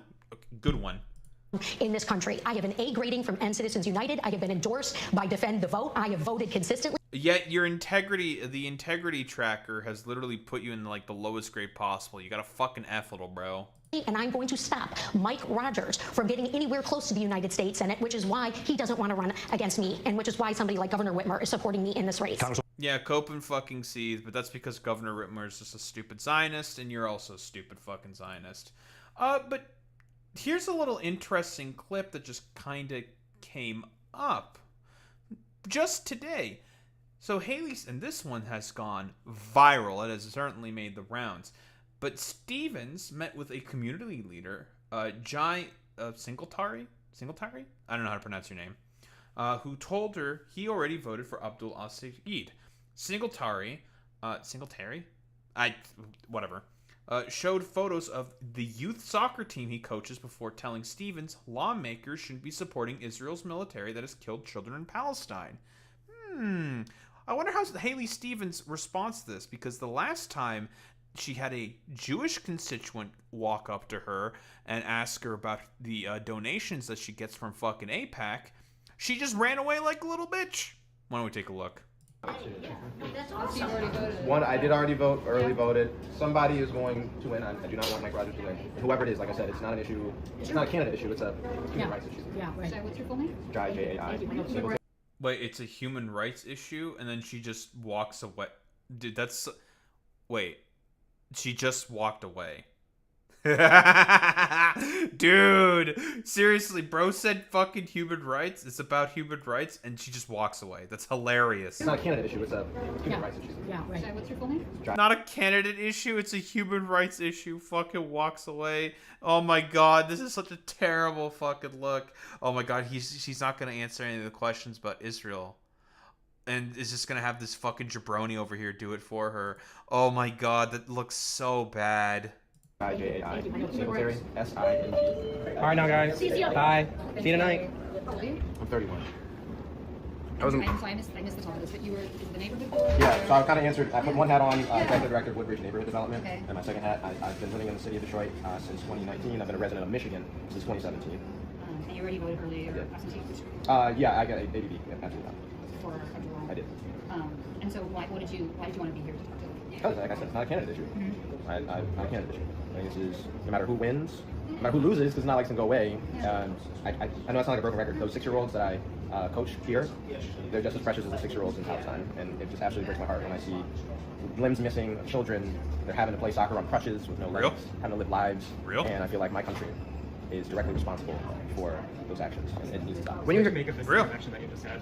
What do I make of it? I mean, again, she's not a devil to me, you know? She's somebody that could potentially win this seat. And I wanted an opportunity to speak. I don't think she's got a good chance of winning that seat because, again, fucking $40 million from AIPAC, and the fact that she literally runs away as soon as this man fucking mentions human rights. It's about human rights, not a candidate issue. It's about human rights, and then she immediately fucks off. Hilarious.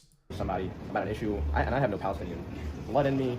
It's just, I have to believe what I see. I have to believe what I see. So about the interaction, it was fine. It was cordial. We got to talk about both. I tried my best to talk about both sides of what I care about in my professional work, but also as a person. Yeah. Will you vote if Haley wins the primary? Will you vote for her in general? Likely, yeah. I'm curious, in your community, folks you talk to on a daily basis. Okay, yeah, don't think there's really much else to say to hear from that. But yeah, can't fucking answer any questions about AIPAC, and you run away as soon as someone starts talking about human rights. Oof, yikes. Abdul's answer on how can Dems regain the trust from Jewish and Arab voters. Well, we know why a bunch of Arab voters started moving away from, well, the Democrats, specifically within Michigan. It's because of the genocide in Palestine. That's why. Geopolitical weight that we we all feel in this community, which is about the Israel-Palestine issue. It obviously has colored this election greatly. It colors the Democratic Party. How do you see yourself moving forward, should you become a senator here, handling the situation with Iran, Israel, and Hamas? So I just want to say the difference between us is $46 million of AIPAC spending. They've set a record in this race to help elect my opponent because they know that she'll be a reliable vote, just like she took last week to send your I know that every fucking AIPAC, like every blue MAGA dumb fuck is constantly saying like, why is Abdul Al-Sayed mentioning AIPAC every other 3 seconds, every other answer?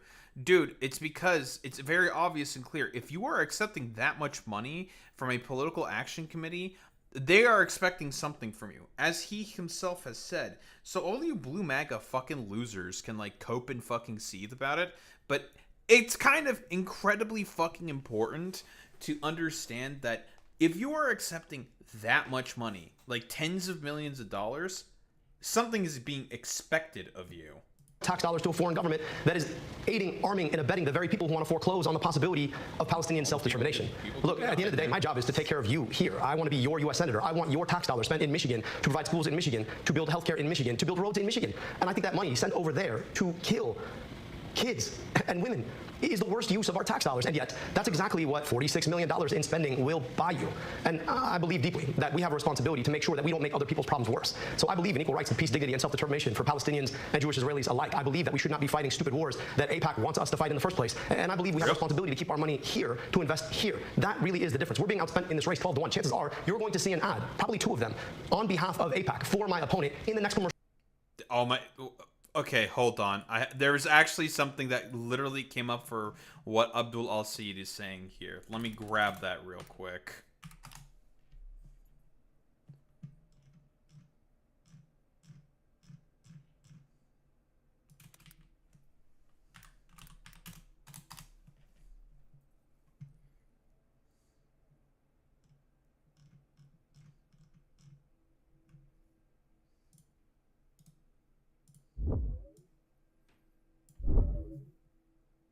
Right here.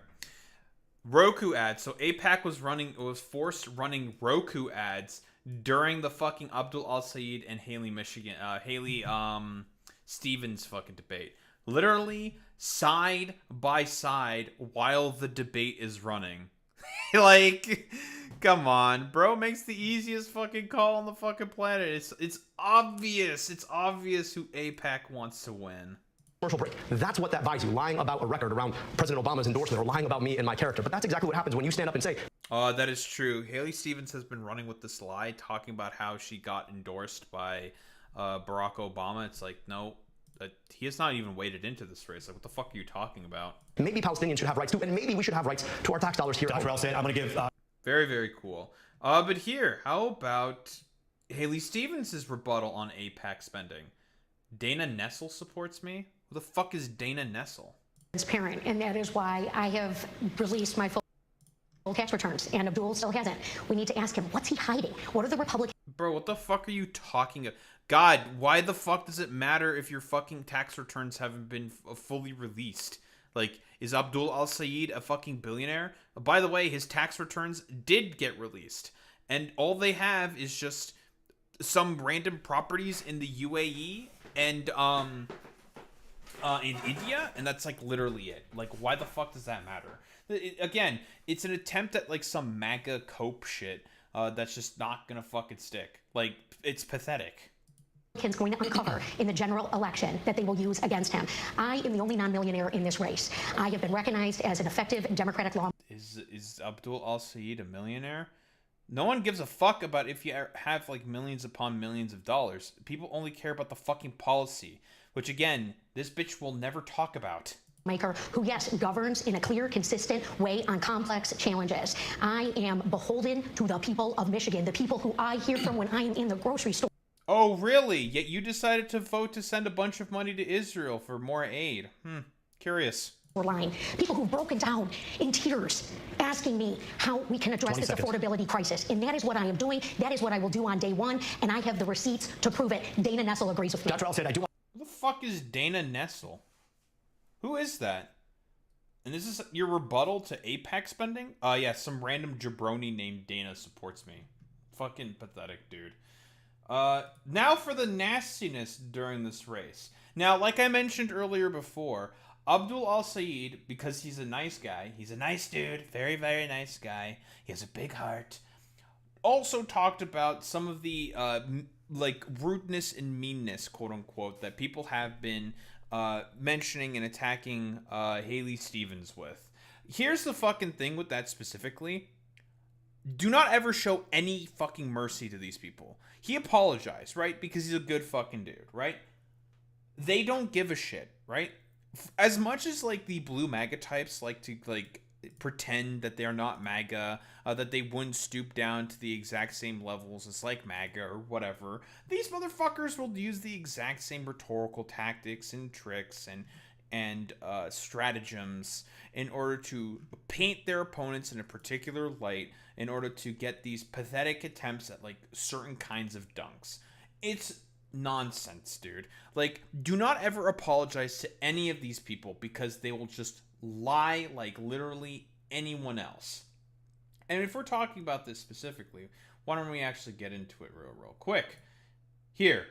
This is the thing that came out fucking recently. There was a fucking call that leaked where Abdul Al-Sayed called John Fetterman an ogre. He wants to put on a pike. So, you know, he's talked about John Fetterman here, calling him an ogre. So, yeah, Fetterman is a fucking dumbass ogre. His brain barely fucking functions. And he himself is also just incredibly unpopular because nobody fucking likes him. Like, who cares about Abdul Al-Sayed saying this? This fucking response here is also incredibly pathetic, dude. Like, I'll take being Senator Shrek over being Pontiac Platner any day. What does this even fucking mean, you dumbass? Like, what, your fucking brain is so fried that you can barely string together a coherent insult? In what way is Abdul Al-Sayed anything like Graham Platner? Bro has been married to his high school sweetheart for the past 10 years or something. Like, bro, are we for real? This is fucking pathetic. But of course, Neera Tanden has been running with this sort of lie as well. Calling your female opponent an ogre you want to put on a pike isn't beating the rap that this race has some serious sexism. So that's also a line of attack that these fucking troglodytes have been basically saying. Who the fuck is this rag that's saying this? During the Zoom meeting, Al-Sayed indicated that a win in the August 4th contest and another one in November would give him the platform to push forward. You put one ogre on a pike, and then everyone else gets the message. And all of a sudden, things starts to sound different. Al-Sayed said, according to it, the audio obtained by Playbook. Everyone knows, by the way, that unironically, whenever people are talking about ogre, they're talking about this motherfucker. They're talking about this guy who's actually looks like a fucking ogre. But yeah, man, Haley Stevens was being called an ogre. He was talking about John Fetterman, you stupid motherfucker. But here, more of the Zionist dumb fucks are also going along with this as well. With Politico doing a fucking hit piece about all of this. Of course, should we really be surprised that Zionists are fucking lying about this? Of course not. They lie about literally everything. And here, even Haley Stevens reused Neera Tanden's fucking lie in the debate itself. It's incredible. He didn't call me an ogre. No, again, for the record, it was Mr. Fetterman that was apparently called an ogre in the call, not you. However, she got called out by the fucking moderator. Caught out using the fucking lie put out by Neera Tanden, talking about John Fetterman. Like, shut your dumb ass up. God, this is fucking pathetic. And here, Abdul Al-Sayed has even talked about how he quote unquote is supposed to regret the misogynistic and personal attacks against Haley Stevens and Gretchen Whitmer. I think all he did was call Gretchen Whitmer a bitch, and even that is disputed. And Haley Stevens was called an ogre. But since this fucking high schooler, this 3 IQ freak, one of the most astroturfed psyop accounts on this fucking goddamn platform, is really stupid. Like, you can do literally a 3-second search to see that he's talking about John Fetterman because he's obviously going to parrot the near a tandem line because this guy is a fucking freak. The tone and tenor that you've been accused of having in this campaign. Also, all this fucking civility cuckoldry, this like Bernie bro attempt bullshit is just fucking pathetic to me, dude. Do you regret any of the comments that you've made? And do you think that this race could take a more productive and more substantive tone if we get those personal slams out? Look, I took to Twitter. Just say no. Honestly, fuck you. Honestly, we need to get more mean against these people. And here's the thing. Abdul al-Sayed, because he's a better person, decided to apologize. Don't fucking apologize to any of these people. None of these people should be fucking apologized to. Because they will lie. It doesn't fucking matter with these motherfuckers. They will lie. It's okay for them to lie. It's okay for them to be like weird little fucking snarkers. And for them to just throw as much random bullshit at the wall as possible because of the fact that, oh, whatever, we don't give a shit. We just want to lie in order to get power for ourselves and to try to defeat the left. This is why you have to show these people no fucking mercy. Last week and said that the tone in which people talk about my opponent is unkind, and I asked anybody who supported me to not talk about her that way. In fact, when she got booed on the stage at the Michigan Democratic Party convention, I called her personally and said that that was unkind. My supporters had nothing to do with it, but I don't think that that's the way we want to do politics. Nah, I don't give a fuck. Listen, here's the fucking thing. Fuck these motherfuckers. Listen, I know why Abdul al-Sayed is saying this. It's not, I don't think it's ridiculous, but here's the thing. These people are all fucking liars. You can't treat them with any mercy because they deserve none and they will never show you any. I was referring to a guy named John Fetterman, who's a senator from Pennsylvania, who has done terrible things, got elected on a set of values, and is now completely throwing those values. True. John Fetterman is a fucking hypocrite. Like, I don't know why this is being narrativized in this way, but then again, this dumbass is barely capable of doing math and may need to spend some more time doing their fucking high school homework rather than, I don't know, commenting on fucking politics. All across the country. Just earlier this week, we heard that there was some kind of a Zoom call in which you had referenced an opponent as ogre on a pike, and so many people took offense to that. And it really pointed to the bigger question about the tone and tenor that you've been accused of having in this campaign. Do you regret any of the comments that you've made, and do you think that... Yeah, we've seen this earlier bit right here. We're just going to skip. And said that that was unkind. My supporters had nothing to do with it, but I don't think that that's the way we want to do politics. I was referring to a guy named John Fetterman, who's a senator from Pennsylvania, who has done terrible things, got elected on a set of values, and is now completely throwing those values in the mud. And I do think it's important for any senator in Michigan to have a relationship with folks who are in the U.S. Senate. And if those folks are not actually acting in accordance with what they got elected on, I think it's important for all of us to have an honest opinion about what we're going to do to make sure that our Senate looks like the people it represents. But when we talk about unkind... It's fucking fantastic, dude. Such a good response. I also just want to speak to the fact that on behalf of my opponent, UDP, another name for AIPAC, has been running attack ad after attack ad after attack ad on my character. I'm the father of 2 daughters. I'm raising them to be stronger than any man. My wife is a doctor. My mother was the first tenured professor of engineering at her university. I was raised by strong women. To say that somehow, because I wrote an op-ed 15 years ago about First Lady Michelle Obama, or I ran against Governor Whitmer, that somehow I'm disrespecting anybody is just inconsistent with the truth. So I really think it's important for my opponent to speak to why she thinks it's... Wait, they're saying that Abdul... God, this is why I fucking hate these woke one fucking libtard weirdos. You ran against a woman. It's her turn. We're not gonna vote for you. It's pathetic to me. Like, shut your fucking goofy asses up, dude. God. By the way, part of the reason for as to why the Democrats are hated, and they fucking ended up losing in 2024, is because no one was interested in the woke 1.0 fucking stupid libtard bullshit. No one fucking likes that shit. Woke 1.0 is a complete failure. And the fact that the Democrats are just being like, oh yeah, we're just going to do the exact same like woke 1.0-esque attacks against Abdul al-Sayed, who just, there's like literally fucking nothing on him in terms of like scandalous behavior or whatever. It's just fucking bullshit. Zero respect for these people. It's okay to spend $10 million of AIPAC money coming after my character. I'd love to understand that, because I went on Twitter and I said that those comments are unkind. I'd like to see the same thing. I don't think you should have apologized. You should show no mercy to these people.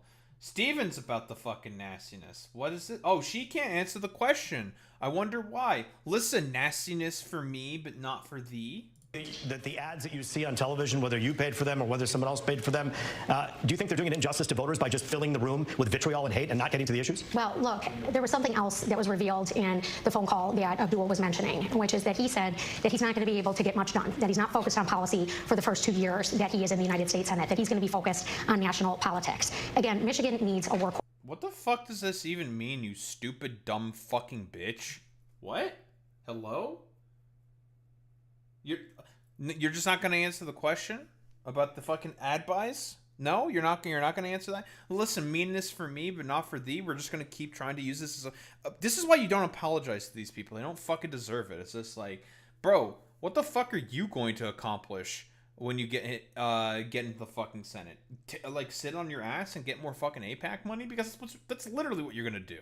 Course, and I am offering these ideas on day one. Congressman, respectfully, Yes, I do want to answer the question. But it's about it is civility. important to be transparent about what is being said. Yeah, transparent. Yeah, you're not answering the question. Transparency by not answering the question. Here, and look, Abdul's a great guy. He's a great father. You know, only he can account for saying that, you know, Whitmer's bought and paid for, or that, you know, True, she is bought and paid for. no one cares about Debbie Stabenow, or that Mallory McMorrow isn't smart enough. You know, that is certainly on him to respond to, which we certainly just. Wait, those are the fucking comments that are saying that he's sexist? The fuck are you talking about?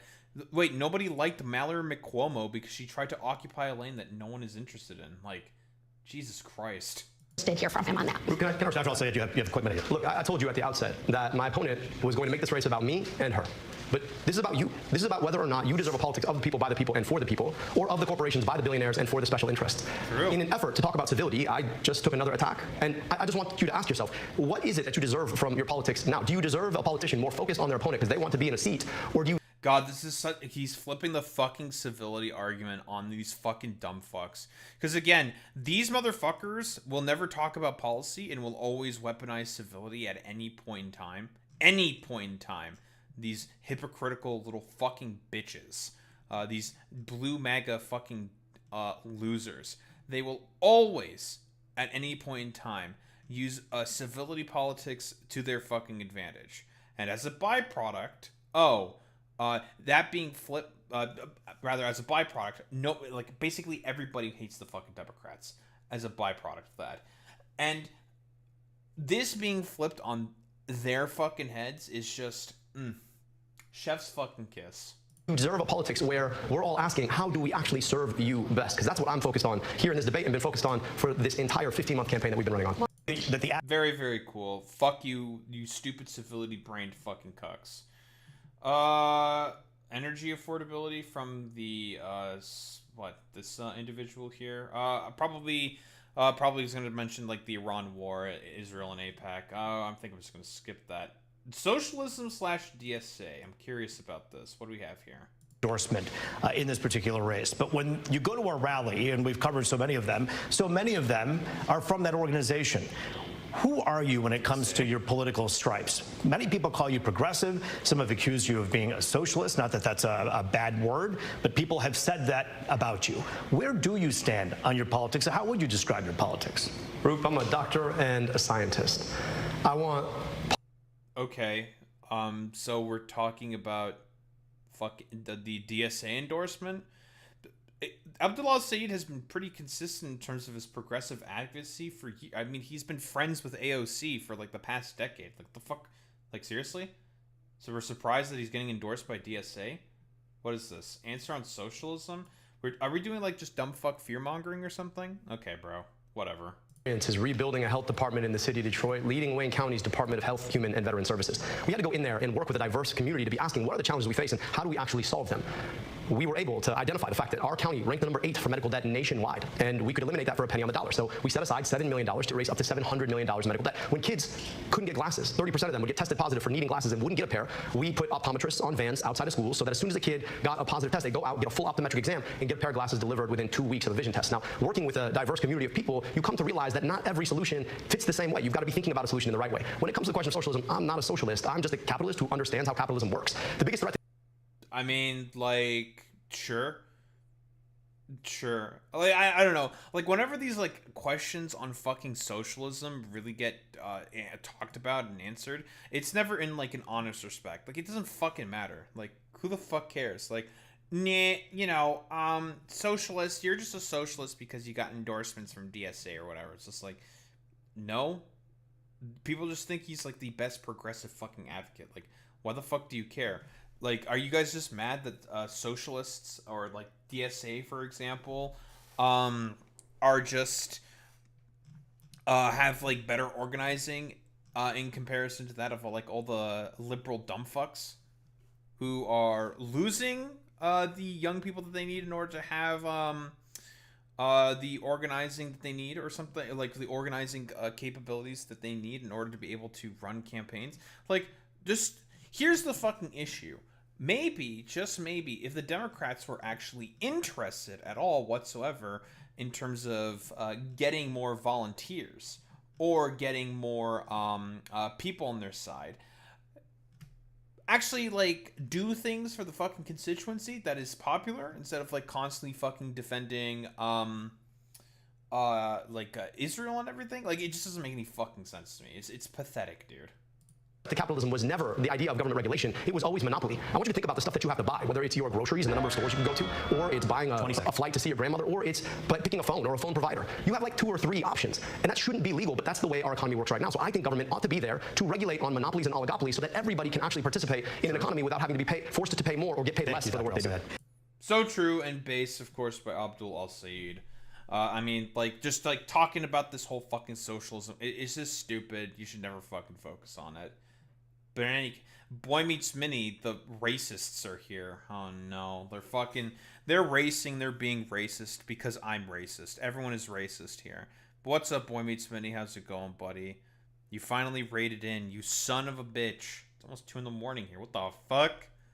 It's late where you're at. What the? You have employment. What the? Anyway, thanks for the raid, Boy Meets Minnie. I appreciate that, bud. It's only 10:45. Yeah, but you're employed. Shut your dumb ass up, Boy Meets Minnie. But yes, we're currently going over the debate between Abdul Al-Said and Haley Stevens, and she's been getting constantly owned by the moderator, which has been great to see. How to bring back manufacturing, mentions his UAW endorsement. Because they understand that a pathway forward to bring back the manufacturing that we lost because of terrible policies like USMCA, voted on by my friend here, is to make sure that we are thoughtful about actually regulating the way that corporations and the top corporations make decisions. Number 1, I think we need to ban stock buybacks. This is this process by which corporations will literally buy their own stock to artificially raise their stock price, taking money away from the future of R&D and the workers themselves. Number 2, I actually think that there's a pathway, unlike the stupid tariffs of Donald Trump, which is around-the-clock tariffs for everyone. I think that there's a place for targeted tariffs. If you think about free trade like cancer, I think we need some chemo. And the way that would work is that they were transparent, specific, directed to particular product lines. And then number 3, I think we need to massively invest in continuing to be the best place to make an internal combustion engine in the world, and also to invest in EVs and EV infrastructure. I don't want to talk about what I mean by that. I don't believe in a mandate, but what I do believe is that you should be able to buy a $25,000, 300-mile range car brought to you by the big 3. Why? Because that's the way that we're going to be able to create a product line that can compete all over the world with the kinds of cars that China is now manufacturing and eating our lunch on. But that means we have to invest in workers, and that really is the most important piece here. The UAW has built... I mean, like, so far, I mean, this is, like, answers, like, hitting the ball out of the park, basically. This is a good answer to the fucking question about how manufacturing is going to be brought back. Well, I mean, like, here's the thing. It's just that these corporations need to be fucking regulated. That's the problem. That's why American cars are so fucking dog shit. There needs to be proper regulations on them, which is what Abdul is specifically talking about. The American automotive industry. We need to be invested in them. We need to make sure that we continue to have the best manufacturing and engineering talent in the world. And that means ending the restriction that we've seen, and it means investing in our workers again. Again, we have an opportunity to continue to lead if we're willing to actually think past the ridiculousness of the Trump administration into what the future can be and into how we continue to invest in workers, engineers, and a product line be fit for the future. Because they very, very cool. I mean, like, listen, you want... Don't, like, listen to any of the LARP shit that comes out of the Trump administration. Those dumbasses have never been interested in bringing back manufacturing. I mean, like, literally voting for NAFTA to Electric Boogaloo is not helping, obviously, and Haley Stevens obviously voted for that because she doesn't actually give a fuck. Stevens is asked if it bothers her that UAW did not endorse her despite her manufacturing experience. Yeah, she, like, popped up in a factory and, like, turned a valve or something.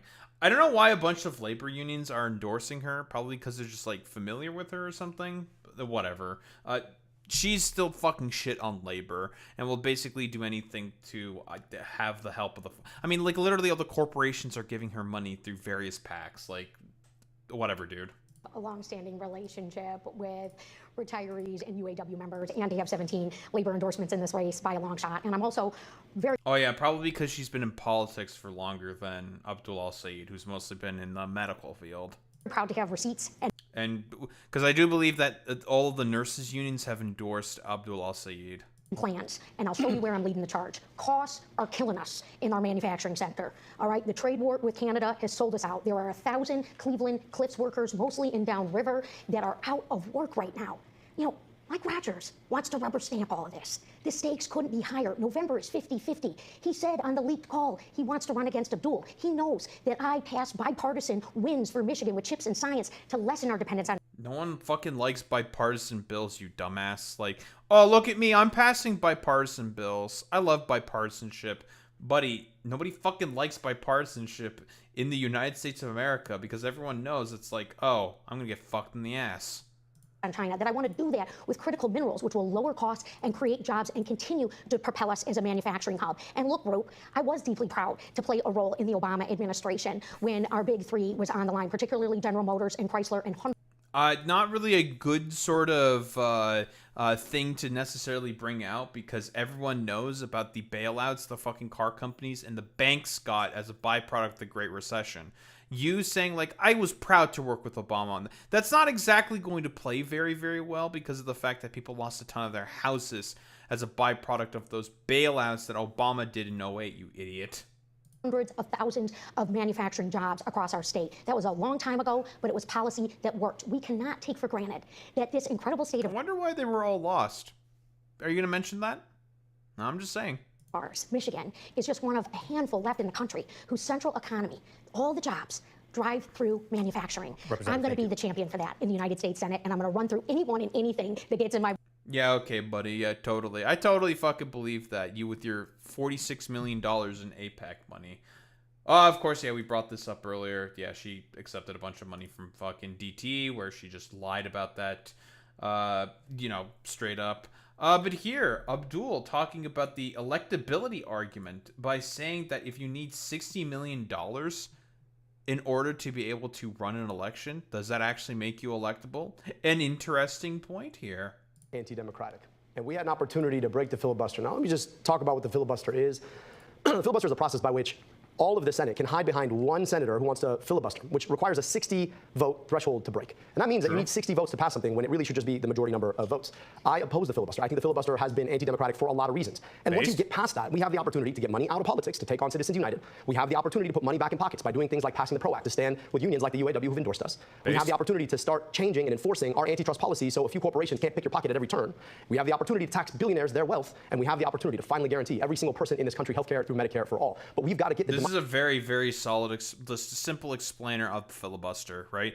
Because a lot of people don't actually understand what the filibuster does. It's essentially just like senatorial procedure nonsense, and the purpose of it is to quote unquote have the a facilitator in terms of what the Senate is supposed to actually be. And it's supposed to be a bipartisan body where senators come to debate in order to pass policy. In reality, it's essentially an excuse for the Republicans to not actually pass policy. That's it. The reason why everyone hates Congress as much as it does and why it barely passes anything is because of the fucking filibuster. Filibuster is one of the massive reasons for as to why hardly any sort of law or bill gets passed within Congress. Because you always need a supermajority of votes in order to be able to pass a particular bill. That seems rather nonsensical. Very undemocratic as well. Democracy part of it right. And right now, the biggest risks to our democracy are the filibuster, the anti-democratic at the Senate, and money in politics. The attack ads that you've seen probably in the last commercial break itself that change our political system. When you ask $60 million to come into a race for you and then say that somehow you're electable, I think you don't quite understand what electability means. If you need a $60 million crutch, you probably can't be elected on your own terms. So I would just say that you should probably, if you really want to beat Mike Rogers, find the candidate who is electable without having to ask for a $60 million crutch to do it.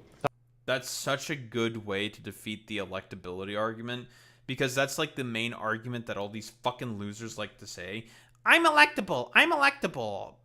Even though they don't really provide any reasonings for as to why they're electable, they just say like vaguely that they're electable. When in reality, no, the fuck they're not. Every time the electability argument was made by the Democrats, they ended up fucking losing. Interesting. Guess you weren't electable at all, actually. But here, Steven's talking about asks what Senate Democrats are failing to do. Then he shifts to visiting minority-owned businesses. Yeah, she's not actually going to criticize what the Senate Dems are doing because it's obvious the failure of the Senate Democrats. The fact that they're not taking any fucking leadership. And that's what people, specifically speaking, are extremely fucking pissed about. The fact that the national leadership of the Democrats are just like sitting around and basically doing fuck all.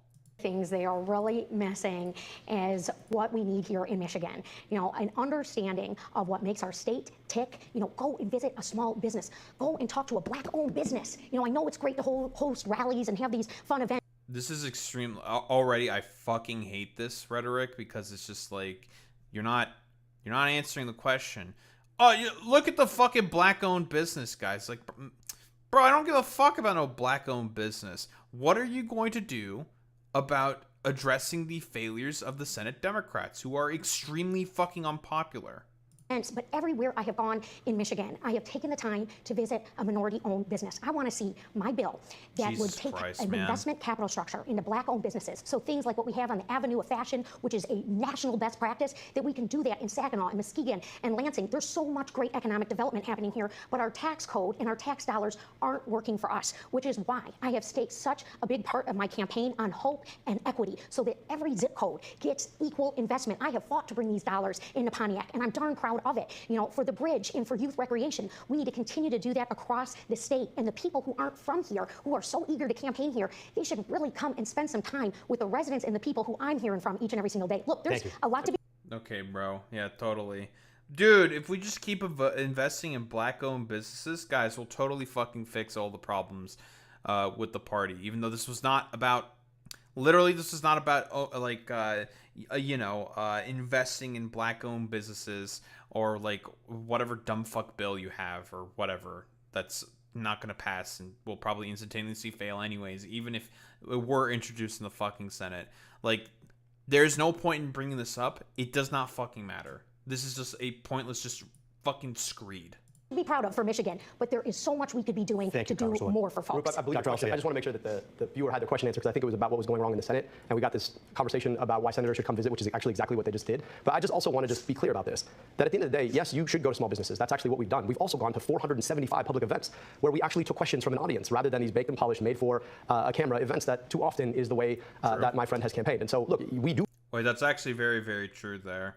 But, you know, sometimes there will always be a slip through the cracks, and someone will ask a question that she just runs away from. It's very funny. Bring people in because we want to actually introduce them to Michiganders. And wouldn't it be better if one of our senators went to the Senate with colleagues ready to work with them on day one?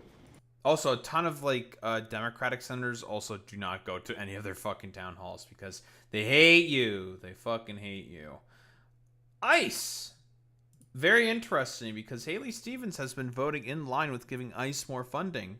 I think there's 4 differing times where she gave more funding to ICE. And obviously, if you are a Democrat and you're voting in line with giving ICE more funding, yeah, you're fucking persona non grata. You are wallahi fucking cooked, bro. We don't. Wait, she's bringing up the fucking celebrity candidate. Why? Why are you using this thought-terminating cliche? It's very strange. Right now, to redirect $70 billion of your tax money, Michiganders' taxpayer money, that went to ICE at the expense of your health care, at the expense of food benefits, all things that I am hearing from.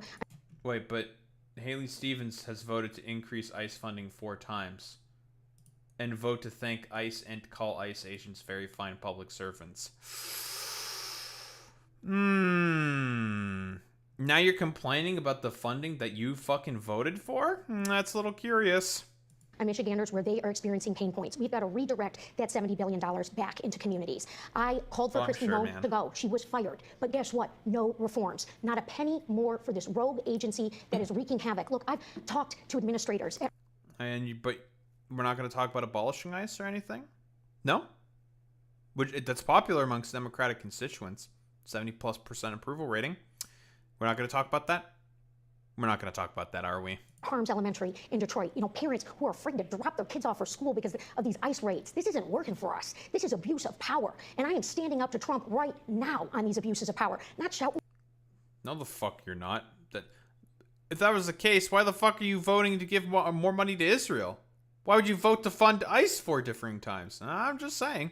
Into a bullhorn, not get in front of the first camera I see, but doing the hard work. That is what Michigan deserves. Look, my opponent here, Abdul, he is such a talented guy. He's written 3 books. He's had 300 podcasts. You know, he's had all this attention. But the deal is we don't need a celebrity candidate. We don't need a celebrity senator. Wait, that's the fucking argument for as to why they're saying he's a celebrity candidate? Because he's gone on podcasts and written books. What the fuck are you talking about? Dude, this is the most fucking stupid bullshit on the planet, dude. Yeah, everyone knew about Abdul Al-Said's name when he was working as like a public fucking servant in the healthcare sector for fucking Michigan. Yeah, dude, totally. Jesus Christ, man. Like, this is about ICE and ICE funding, and what do you say? He wrote books. Abdul Al-Said wrote books, guys, and he went on podcasts. Okay, bro. Nice, man. Senator, we need somebody who's committed to 6 years of hard, unglamorous work that's going to stand up to this junk that is wreaking havoc and causing chaos right before our very eyes. Yeah, okay, fucking APAC Andrea over here. Totally, dude. But Abdul, what do you got for me about the APAC funding? Funding 4 times. That's the part that you didn't hear. 4 times voted to raise ICE funding. Voted to thank ICE, in fact. So this is the same kind of yeah, dude. Thanking ICE, eh? That's a little interesting. Calling them very fine public servants. That's a little interesting, Haley. You see hypocrisy, I hate to say it, that we often see say one thing in front of a camera, do another thing. I said that we need to abolish ICE. ICE is not about immigration. ICE is not about the southern border. We can have a safe and secure southern border. We can also enforce immigration policy. But ICE is not about that. ICE is about normalizing paramilitary force on our streets. And I just want to push back on the idea that it's calmed down. I mean, I was just in Genesee County this weekend, and what the fuck is this camera?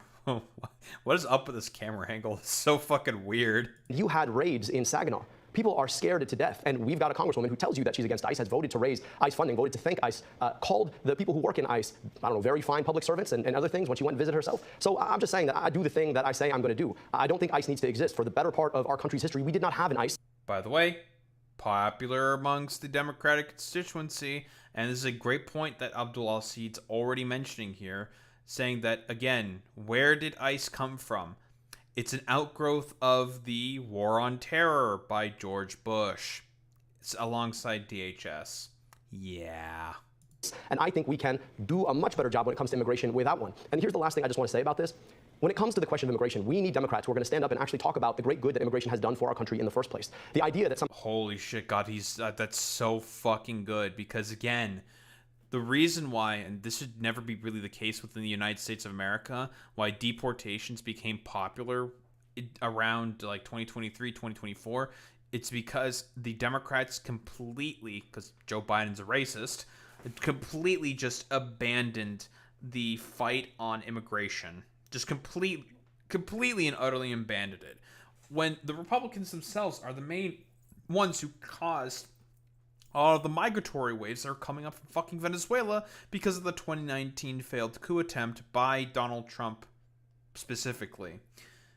But, you know, instead of actually taking responsibility and actually putting up a fight against Republicans, what do the Democrats do instead? Just immediately fucking fall back and, well, be cowards. Somehow we can't say abolish ICE because we're so afraid of what they're going to say when we've seen ICE terrorize people in our streets. To me, it is exactly the kind of cowardice that we don't need from Democrats. So yeah, I'm going to take the bullhorn, and I'm going to say that I think we need to abolish ICE because I am not afraid of what they're going to say about me. Doctor, I do want to... Based. Very, very fucking based. Talking about abolishing ICE. And yes, ICE is a new agency that came into existence right around 2001, right? It's only about 20 years old. It's relatively new in comparison to that of other agencies that exist within the United States of America. What do we have here? Agencies. And I know that when a culture of impunity sets into a government agency, it becomes almost impossible to take out. And so I think the agency as it exists does not need to exist. That's not to say that we are not going to keep our streets secure. That's not to say that we're not going to enforce immigration policy. That's not to say you shouldn't have... I don't remember what exactly the name of the agency that existed before.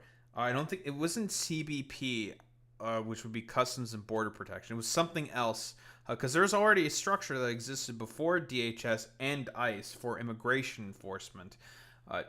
Those guys can just be basically put back in instead of the DHS and also ICE. Which I don't think... I mean, you should also abolish DHS as well, but that's probably not... That's going to be probably a bridge too far, politically speaking. Just focus on what's popular right now. But if we want to actually, like, have some form of fix for immigration within the United States of America, that is by, of course, funding the immigration system. That is by funding the fucking courts, which the Republicans have actively defunded. And that is giving better pathways to fucking citizenship from all this stuff that specifically, guess who has mostly defunded them? Oh, the Republicans. have a safe, secure southern border. How do you do the it? same way we did it for most of our history, Roop. For most of our history, we didn't have ICE. We had INS, and they were targeted. They obeyed the laws of this land. Yes, INS. That's what it is. They didn't terrorize people in places like preschools and parking lots. They didn't run up in schools and churches. They understood that their job, yes, was to enforce immigration policy, but they did it under the protection of the Constitution itself. And that's what we're losing here. You've got ICE agents who do not understand that the central law of this country is the Constitution itself. ICE has become a tyrannical agency, and I think there is no way to get. Unironically, there have been leaked PowerPoint documents by, I think, Ken Klippenstein, who has said that, yeah, the ICE agents do not even understand the basics of the fucking Constitution. Past that, except for to undo the agency and then build from scratch. Congresswoman, you have been on video saying on social media. Agency. Saying on social media. What did she say? Stevens is asked about her comments about ICE, saying that they're very fine public servants. What's it? Complete deflection, saying Abdul is running for president. Wait, she doesn't answer. Bro, you don't answer the question? You deflect away from the question? Okay, I gotta see this. People working with ICE. Group, let me just be very clear. Complaints and slogans aren't solutions, all right? I went up to an ICE detention. Bro. That doesn't answer the question for as to why you funded them 4 separate times and said that they're very fine public servants. God, no fucking argument. Holy shit. God, that's fucking pathetic. She would vote to keep funding ICE. This fucking Bobby Hill fucking lookalike. Facility to call out and see why people were losing their lives, why they were being held for long periods of time without due process. This has been an outrage. And look, a lot of you remember Abdul from when he first ran for governor in 2018. It didn't work out. So he started the podcast, he wrote the books, and now he's running for Senate. And bro, why are you mentioning the fucking celebrity shit again? This deflection. What are we doing here? Okay, man. Holy fuck, man. God, she's so bad at this, dude. And Blue MAGA thinks that she did well in this debate? Dude. Actually, no, I haven't even seen that many fucking clips coming out from all the Blue MAGA types defending her. Like, this is just... This is bad, man. This is a pathetic performance. he's already bought the website for president. You know, it's just another rung on the ladder. What? What? The website for president? What are you talking about? Okay, bro. Like...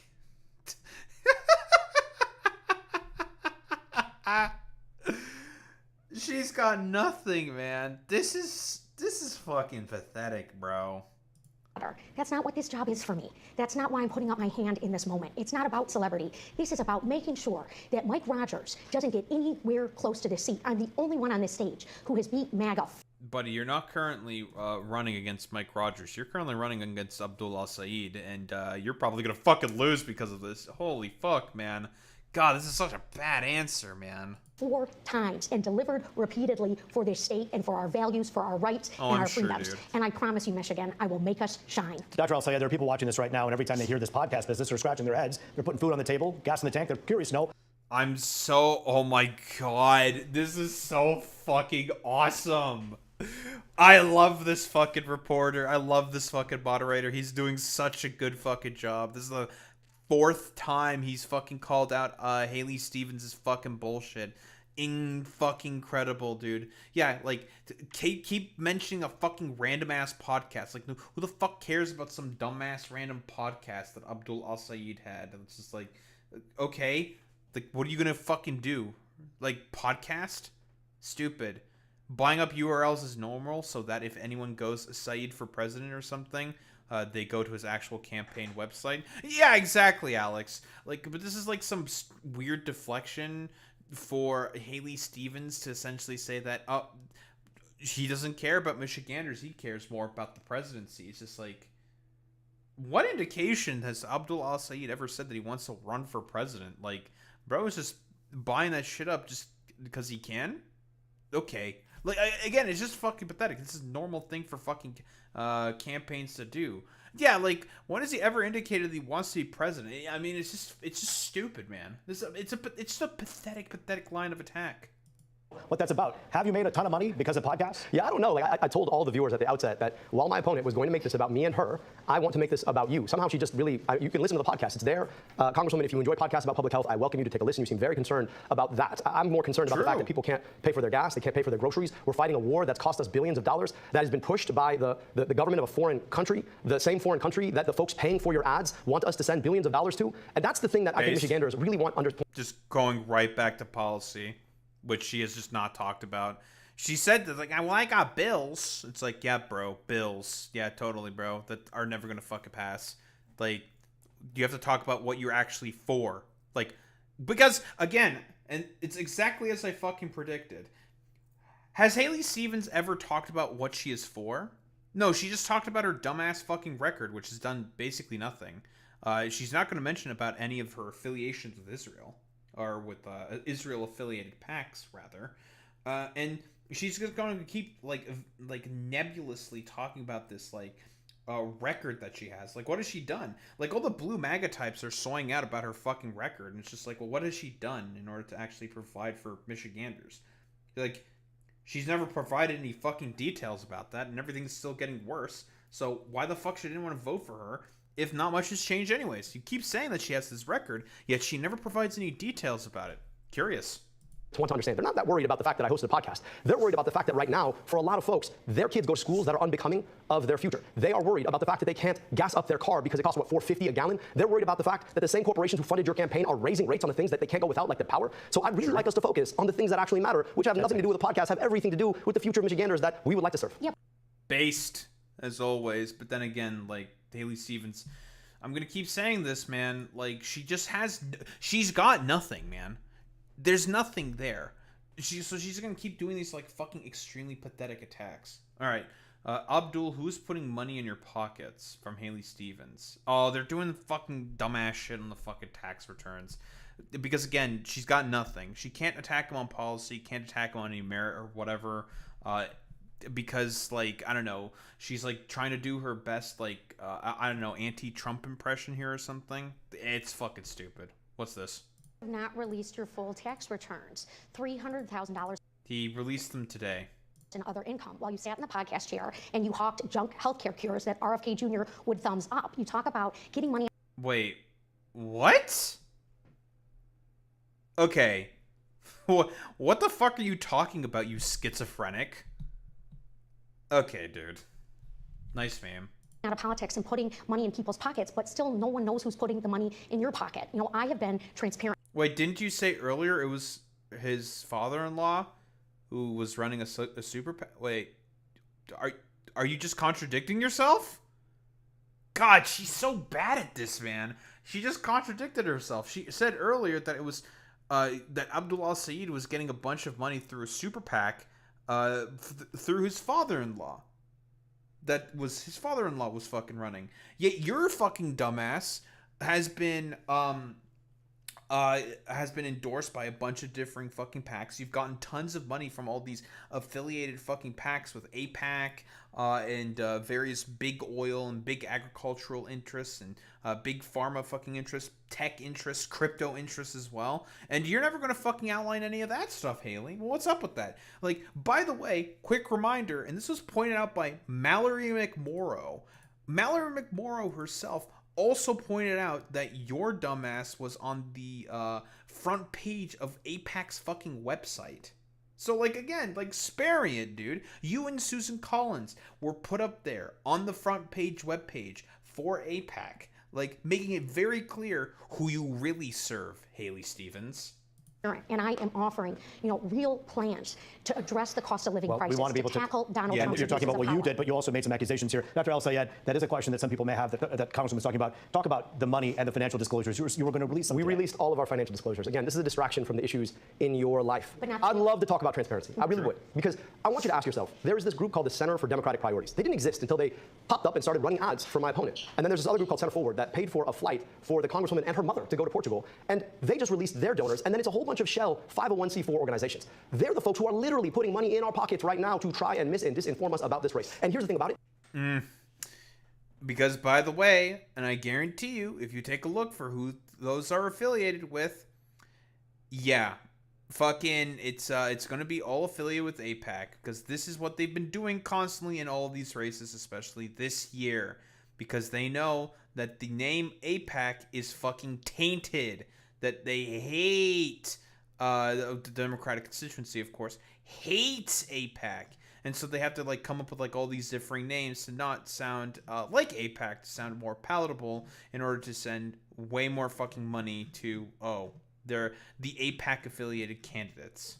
None of it actually makes your life better. Think about the $60 million that got spent in this race. What could $60 million do for a community in Detroit? What could $60 million mean for erasing medical debt? I'll tell you, $6 billion it could erase. But they want to spend it to get the congresswoman elected. Why? Because at the end of the day, they know that they're going to have a safe seat doing their bidding instead of yours. Every single dollar that DTE is spending is a down payment on knowing that they can raise your rates. Every single dollar that Blue Cross Blue Shield spends in this race is a down payment on raising your premium. All right. Every single dollar. Thank you, Dr. Elsa. True. I want to ask some more questions.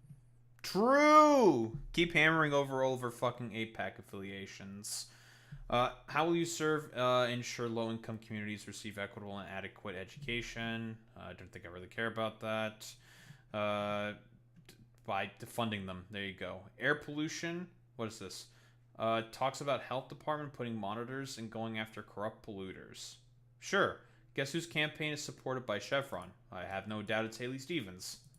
I just want to speak specifically to your question. I can tell you about what we've already done. We put air quality monitors all over Wayne County so folks can get real-time information about the air that they're breathing. Took on some of the biggest corporate polluters in our state when I was in the city of Detroit. Took on Marathon Petroleum, the biggest polluter and the most polluted zip code in the state. Forced them to invest their own money to reduce emissions when they had wanted to increase them. The truth of the matter is that these wildfires are happening more often because... And by the way, this is a pretty good question here for Abdul Al-Sayed, because, again, healthcare, public servant for fucking healthcare specifically. So he's gonna have to have a pretty in tune understanding as to the sort of effects of air pollution on people. It's drier and hotter than it has been in the past. It's drier and hotter because we continue to rely on fossil fuels for our energy. We need to get to 100% renewable energy. And the only way we're going to do that is by taking the Chevrons and the Exxons of the world out of our politics. Now, guess whose campaign they supported? Well, if you guessed my congresswoman colleague, you probably guessed right, because yes, they have both given to that campaign. So when you hear ideas of things that ought to be done, but they never actually get done, you should ask yourself why it doesn't get done. Well, because the people who sell oil in this country fund the politicians who make sure that they can keep selling oil. True. And Haley Stevens has, again, she even lied about her fucking goddamn DTE contribution as well. Literally in this exact same fucking debate. It's incredible to me. Asked what he does day one in office, Medicare for all, money out of politics. Haley Stevens probably doesn't answer the question. I think we're just getting to the conclusion stuff. Thank you, Twitter, for refreshing there. You fucking bastards. Yes. Candidate to take on Mike Rogers. I believe that's really about it. Yeah, this is the conclusion statements. Fantastic. I probably presume, again, Haley Stevens is probably just going to talk about podcasts and whatnot, blah, blah, blah, blah. But yeah, the final fucking meme in terms of all of this, yeah, it's a fucking slaughter.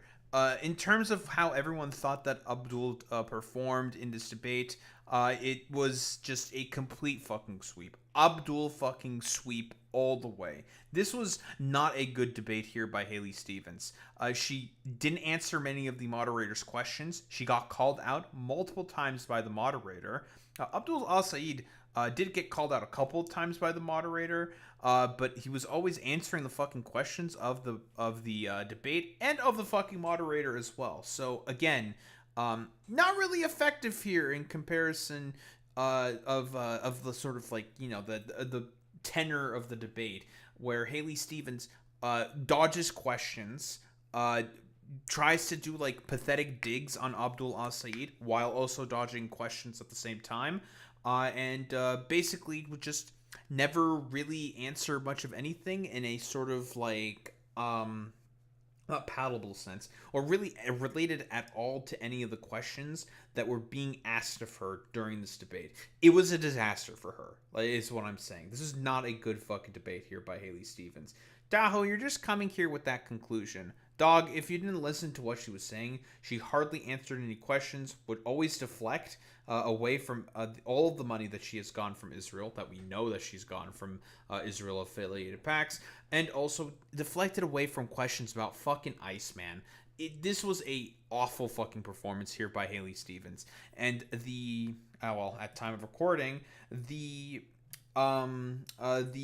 primary to go and vote is about a week away. So again, make sure you, if you live in Michigan, to vote for Abdul Al-Sayed and essentially put this fucking APAC Bobby Hill looking head ass over here back into the fucking little corner of Congress that she occupies for the rest of eternity, because she would be a really bad senator in comparison to Abdul Al-Sayed, who would be a fantastic senator for Michigan to essentially kick out some dumbass fucking Florida man that's known as Mike Rogers. Because Haley Stevens is not up to the fight, and recent polling has also come out showing Abdul Al-Sayed clearing Haley Stevens in terms of the voter demographics in comparison to that of her against a head-to-head versus Mike Rogers. It's not looking great, particularly here for Haley Stevens, because of this like rather awful debate performance that she put on. But yeah, don't think there's like really much else to say besides vote for Abdul Al-Sayed, because he is definitely the much better candidate in comparison to female Bobby fucking Hill.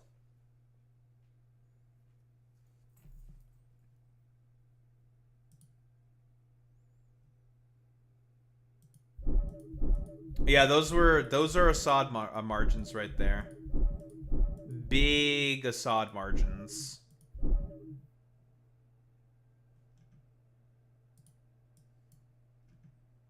Big. Those were Assad numbers right there. All right, let's talk about a racist now. Yeah, Abdul al-Assad. He had the unironic fucking Assad numbers, though. Let's be honest here. It was bad for Haley Stevens.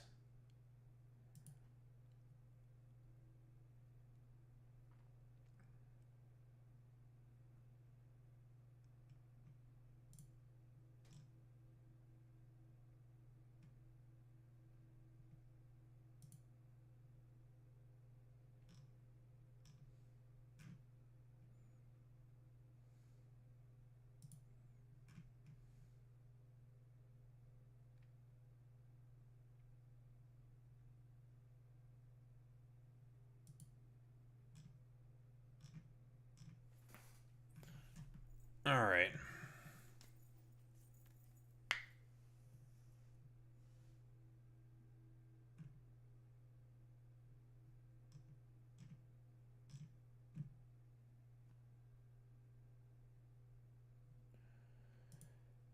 Bum, bum, bum, bum, bum. Yeah, we're going to be a little racist. We're doing some critical racist theory. Very, very important. You know, I did put out the Tactical Templar defending Jeffrey Epstein video, of course. I do hope that we get our favorite little fat chud Crusader LARPer to go after it. I'm going after that. Did I see what you cooked? What'd you cook? Hey, yo. That's good. Yo, let him cook. Dude, that fucking... Listen, I remember that cutscene from Kingdom Hearts 3. It's good. It's a good cutscene. That emote has definitely been made somewhere before. But it's good. It's good. I would add it. Absolutely. Why? I like Kingdom Hearts. That's why. It's a good game.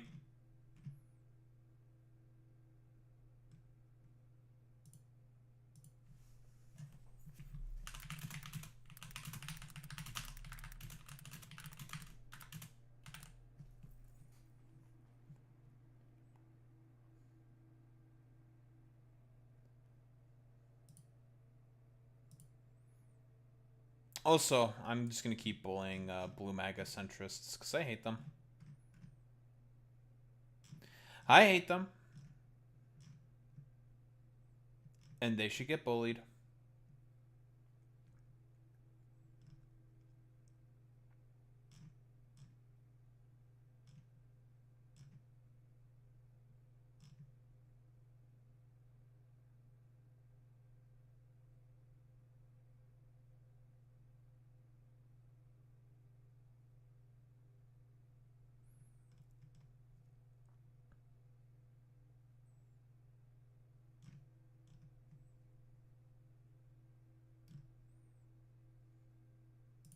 Alright, let's get started with our favorite racist.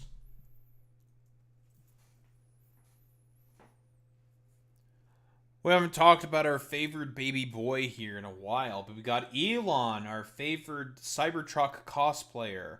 Elon, our favored Roman soy looting fucking chud, who's basically just mad about the fact that basically he's a Nazi. Yeah, he's just mad about the fact that he's a Nazi and everyone bullies him for being a Nazi, so much so that he bought Twitter, changed the algorithm to benefit Nazis and himself because he's an insecure fucking man-baby who is one of the, if not the most divorced men on the fucking planet. But he did an interview with The Economist, and I have been seeing some fucking clips. And, oh boy, really, it's looking real bad for him. But here, for the interviewer here, and this is, I think, one of the main highlights of this whole interview, talking about how this is a thing that Elon Musk has been constantly pushing for. He's trying to push for a lot more of the far-right parties within Europe to get elected to varying degrees of success. Here's the problem, though. Nobody fucking likes them, and it's starting to slip away from him. This guy heavily pushed for a lot of the Muslim grooming gang stuff. The Rupert Lowe report heavily fucking pushed for that shit on Twitter. It's a lie, the Rupert Lowe report. I used to say that it was a bit of an over-exaggeration. No, in fact, this is a lie. It's been pretty much found out that the Rupert Lowe report was primarily funded by outside groups and also right-wing advocacy groups within the UK. Meaning that shit was never going to have any accurate numbers in it and was probably just going to have a bunch of fluffed up fucking testimony, right? For whatever reason, it kept constantly focusing on specifically Muslim grooming gangs, which the UK has done before, which has been proven to not exist to the extent that these weirdo fucking right-wingers keep saying that it does, and never talks about like how many like white people, who are still the significant majority of the population, do rapes all across Britain. So it's obvious, it's clear what this whole like Muslim grooming gang shit has always been about. It's always been about, I don't know, like incentivizing remigration within Britain for whatever reason. Which has caught on, obviously, within that fucking country because of this schizophrenic Nazi over here basically doing everything possible in order to push that fucking narrative. This is also the same guy who's heavily pushing for all those lynch mobs within Belfast. And because of the attack by a Sudanese British national, right? I believe that's the correct term, because he was born in Britain from his, parents, and his father was a Sudanese immigrant who migrated over. Yes, he was a UK-born Sudanese man who conducted an attack on someone in Belfast, and this motherfucker unironically called for fucking race riots. Shouldn't be really surprising whatsoever. But here, Elon getting gut-checked here by the Economist reporter, because, again, you're dealing with British reporters and not American reporters who are not willing to suck your dick. British reporters, even though most of them are pretty shit and have their own agendas, don't take too kindly to wanting to suck the dick of some dumb fuck billionaire. Nonsense. Elon, you have, what is it, close to 250 million followers on X. Yeah, you say things like, a bunch of them are definitely bots. Okay. Quote, civil war in Britain is inevitable. Just a question on the of when. contract, yes. I mean, when were you last in the UK? A few years ago. Exactly. So Bro is saying that there's going to be a civil war, even though he's not been there in fucking years. In-fucking-credible, dude. Bro, like, since when did Elon Musk started becoming a Tim Pool? What, is he wearing a bunch of beanies now or something? Like, we know your dumbass got fucking hair transplants, bro. Your dumbass is not wearing a fucking beanie. You don't have a bald spot on your head top, little bro. So I live there. I'm there the whole time. That is nonsense. You live in a cloistered existence. No, I don't, actually. Fucking, you live in a cloistered existence, and it's coming from the most cloistered fucking loser on the planet who recently had his Sims make an AI video of him being loved by his children, yet he calls the reporter living within a cloistered fucking existence. She has lived within Britain the whole time, and your dumbass gallivants about in Florida trying to, I don't know, rape flight attendants, and you constantly try to buy them off with fucking horses. Like, what the fuck are you talking about? Yet the interviewer lives a cloistered existence. Okay, little bro. And the numbers also disprove what you say. What numbers? All the numbers about crime. London is a much safer city than any city in the United States. Violent crime in the UK is not where you think it is. In fact, it's coming down. You have painted, and because you have so many followers, so many Americans believe it, a kind of view that... Oh, he's pissed. Oh, he's mad. Oh, he thought that the fucking reporter would instantaneously capitulate to his just dumb fucking lies. Ooh, he's mad. Ooh, look at him. Look at the little Nazi get mad. Europe and the UK are kind of, overrun with terrifying Muslim immigrants. There's rape on every corner. There's a sort of civilizational I haven't destruction. said any of those things. Shut the fuck up. Yeah, you did, you stupid bitch. If I were to take a look through your fucking goddamn feed and did a control F of Civil War, I'd probably find that shit instant fucking taneously. Shut your goofy ass up. You've literally been pushing this fucking narrative for the latter part of about, at this point, like several years. 3 years. You constantly try to affect politics in Europe all the time. You have literally spoken at like these dumb fuck citizen protests of all these like far right freaks trying to kick out all the fucking migrants. You have done those things. You know what you're doing. Don't fucking play coy with me, you wretched little fucking freak.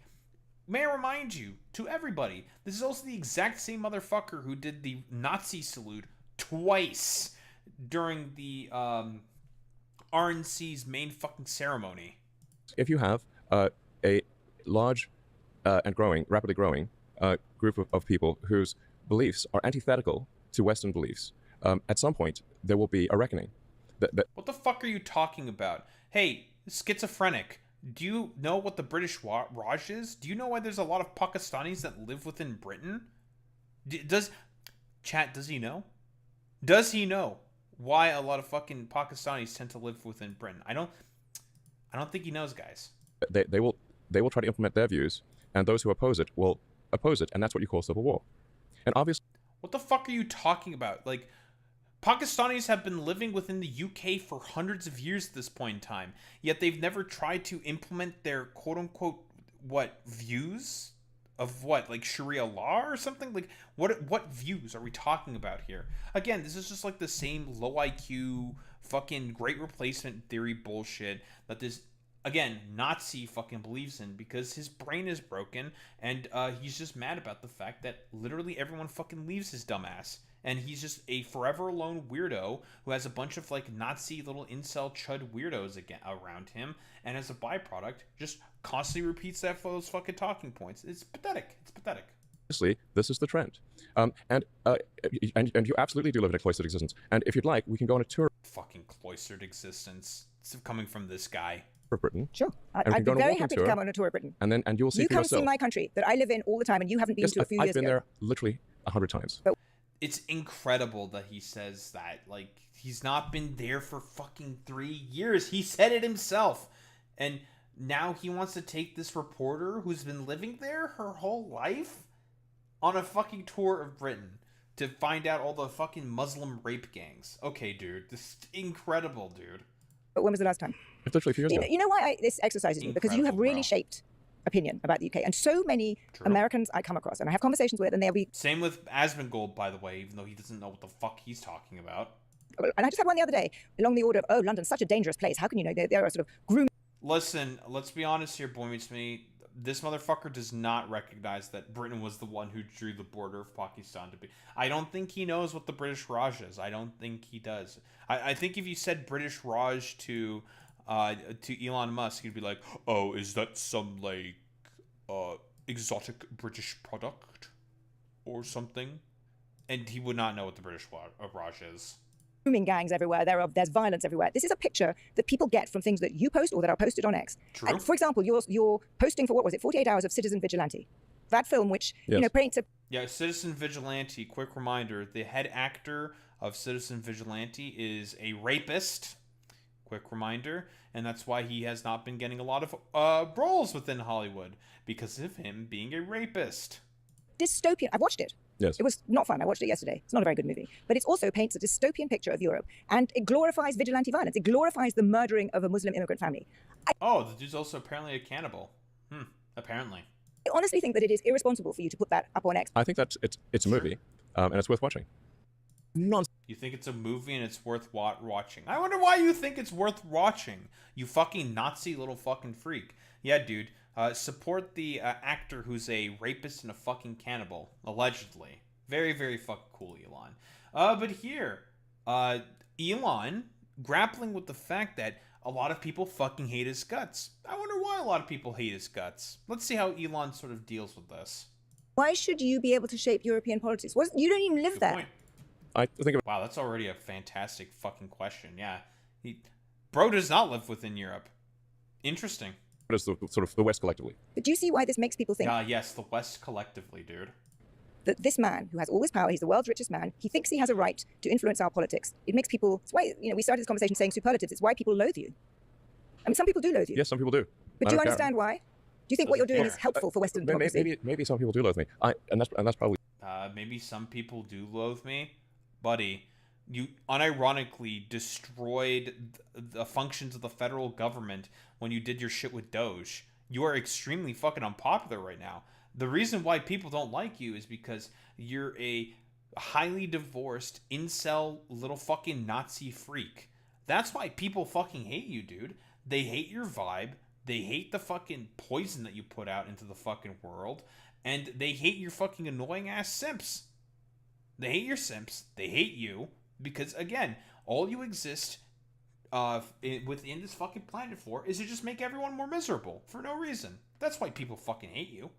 True. I don't care. I'm sure you don't. But the fact that, as you pointed out, 250 million people follow me is that I think a lot more people actually like me than don't. Shut the fuck up, dude. What is this fucking massive cope? Yes, about 500 million people follow me on Twitter. Therefore, more people actually like me than hate me. Elon, there are billions upon billions of people that exist within the fucking planet. I guarantee you, there are more people that fucking hate your guts. Probably just in the United States alone. In the West alone. That probably hate your fucking guts than like you in comparison to the amount of Twitter followers that you have. Which probably about a third of are just bots. Okay, little bro. Huff that fucking copium. And I think a lot more people hate you and the media more than you realize. Massive fucking cope there by Elon Musk. Yeah, dude, totally. People hate the fucking media so much more in comparison to your goofy looking head ass. But here, final fucking meme in this disastrous interview here from fucking Elon. This is like I mean, let's be honest here. Elon has always been really terrible at fucking speaking in interviews. He's just not very, very good at all at being able to fucking speak. But he's making another prediction saying that money won't matter in 2036. Oh, well, if that's the case then, Elon, why don't you start paying more fucking taxes then? I'm just saying. What do we have here? On how then you make money? Because in the end, people are buying your shares because they expect you to make money. Do you sell I'll make another robots? prediction. Money won't. Real quick, his IPO has been a complete fucking disaster of SpaceX. It got to about $250. It has now plummeted to, I think, the last time I checked was about $120. Yeah, it's lost over half its value. Won't matter in 2036. I'm not sure that the people who bought your shares think that. Yeah, money won't matter in 2036. I never knew that Elon was for the abolition of the money form. Very interesting. What a Marxist sort of ideal here by Elon. I guess he's a communist now. Money won't matter in 2036. Well, what do you want money for? You want money for goods and services, right? You want money for, obviously, food, housing, transport, entertainment. Well, if that is so abundant that there's more, that the robots and AI are providing more goods and services than any human could possibly consume, what do you need money for? The robots and AI are providing, I don't think. Wait, is he saying that the robots or AI are going to do agricultural work or something? What does this even mean? What entertainment are they providing? Transport? Buddy, you can't even get your fucking self-driving car dream off the ground, dude. You still don't have fully autonomous fucking self-driving vehicles. What are you fucking saying, dude? but robots and AI are going to replace all of that and make it such that there's no need for money in 2036? No fucking no shot. This is fucking stupid, dude. Oh, is this the same thing that Jensen Huang has also been saying? Yeah, man, totally. AI is going to replace all the basic necessities for human existence, bro. Sure, of course. In that case. But you're on. I mean, like, whoa, Elon Musk wanting to replace a bunch of... Well, I mean, this is the same thing that Peter Thiel has said, by the way. Peter Thiel has also said that he wants to replace about 80% of humanity with just AI and fucking robots, which is not going to fucking happen. It just won't. I mean, pathetic fucking behavior here as expected from, well, Elon Musk, where he just basically coped and seethed the whole time, being the dumb fucking little Nazi freak, because I don't know why he decided to do this interview with a British fucking, a British journalist with a British organization, because I'm going to tell you right now, these motherfuckers will never, and I mean fucking never, give you any grace or fucking sympathy. I'm gonna say right now, these British journalists, generally speaking, they don't really fuck around all that much. But you know, here's Elon Musk thinking that he was gonna get an easy fucking W by doing what exactly? I don't know. Being the same stupid little fucking freak that he consistently is, not only online but also fucking offline. Should we really be surprised by any of this behavior here by Elon, that he did absolutely pathetically in this debate? Nah, not really. So, as expected, little Nazi, little weirdo is dog shit. I mean, fucking dog shit at representing his beliefs, and will do basically everything possible to come off as much of a freak as he possibly can. Don't think there's really much else to say besides that.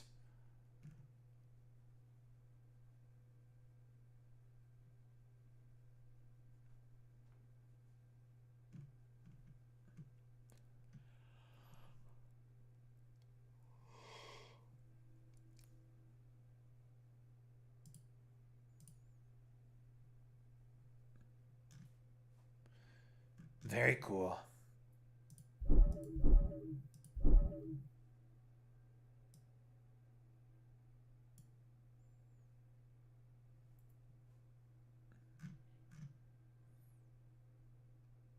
All right. Let's get with the final fucking meme, shall we?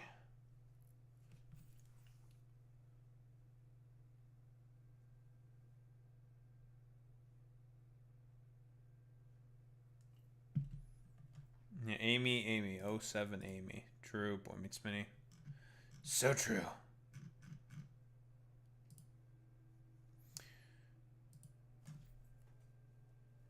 So, there's been quite some interesting developments, shall we say, in terms of the Iran war. From what I understand, there's currently an active, well, not like a ceasefire, but a cessation, there we go, of hostilities for the time being between the Iranians and the United States. And the president has been like vague postings saying that there have been quote unquote friendly talks and that good things are about to happen. Despite the fact that the Iranians have said themselves multiple times that, actually, no, we're not interested at all in negotiating with the Israelis or the United States of America, because they just keep breaking their promises and keep breaking any fucking agreements that we get to, which should be pretty understandable why the Iranians are fucking thinking this in particular. Should really go without saying. That doesn't surprise me whatsoever, because the United States and Israel have made it very clear they're not fucking interested in peace. Trump is not interested in peace. He's not treating any of this fucking seriously, and he's bored. And the Israelis want to do everything possible to keep the war going so they can grab more territory for themselves. But also, some of the other developments. The Ukrainians attacked a ship, an Iranian ship that was apparently transporting military materiel to the Russians. So there was an attack on the Caspian Sea done by the Ukrainians. as well as also the Trump administration being rather fidgety with some of the casualty numbers because they want to make themselves look as good as possible, and for Trump to not look as, well, shitty of a fucking leader as he has. So we got a quick like Democracy Now! Blurb, mostly as like a way to sort of like nicely encapsulate and summarize all of this. Why don't we take a look? I'm Amy Goodman. The U.S. has paused bombing Iran for a third straight night after senior Trump administration officials reportedly warned the president about dwindling munitions stockpiles. In response... So, yes, it's also another thing that's been constantly going on. So, basically, the United States of America allegedly, and this is some reports that I've been saying this, of course, take this with a grain of salt, that they have severely depleted a lot of their THAAD interceptors, Patriot missiles, lots of Tomahawks, and various other weapon systems as well.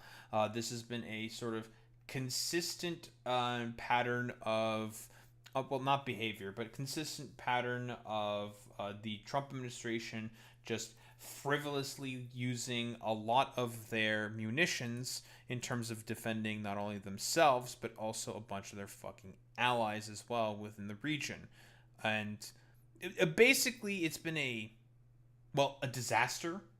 Yeah, it's been a bit of a disaster for the Trump administration. They've been highly wasteful. They've had to call on the Ukrainians to give them advice on how to properly deal with Shahed drones and various other tactics that the Iranians have been using in terms of doing their cruise missile and Shahed drone sort of attacks as well.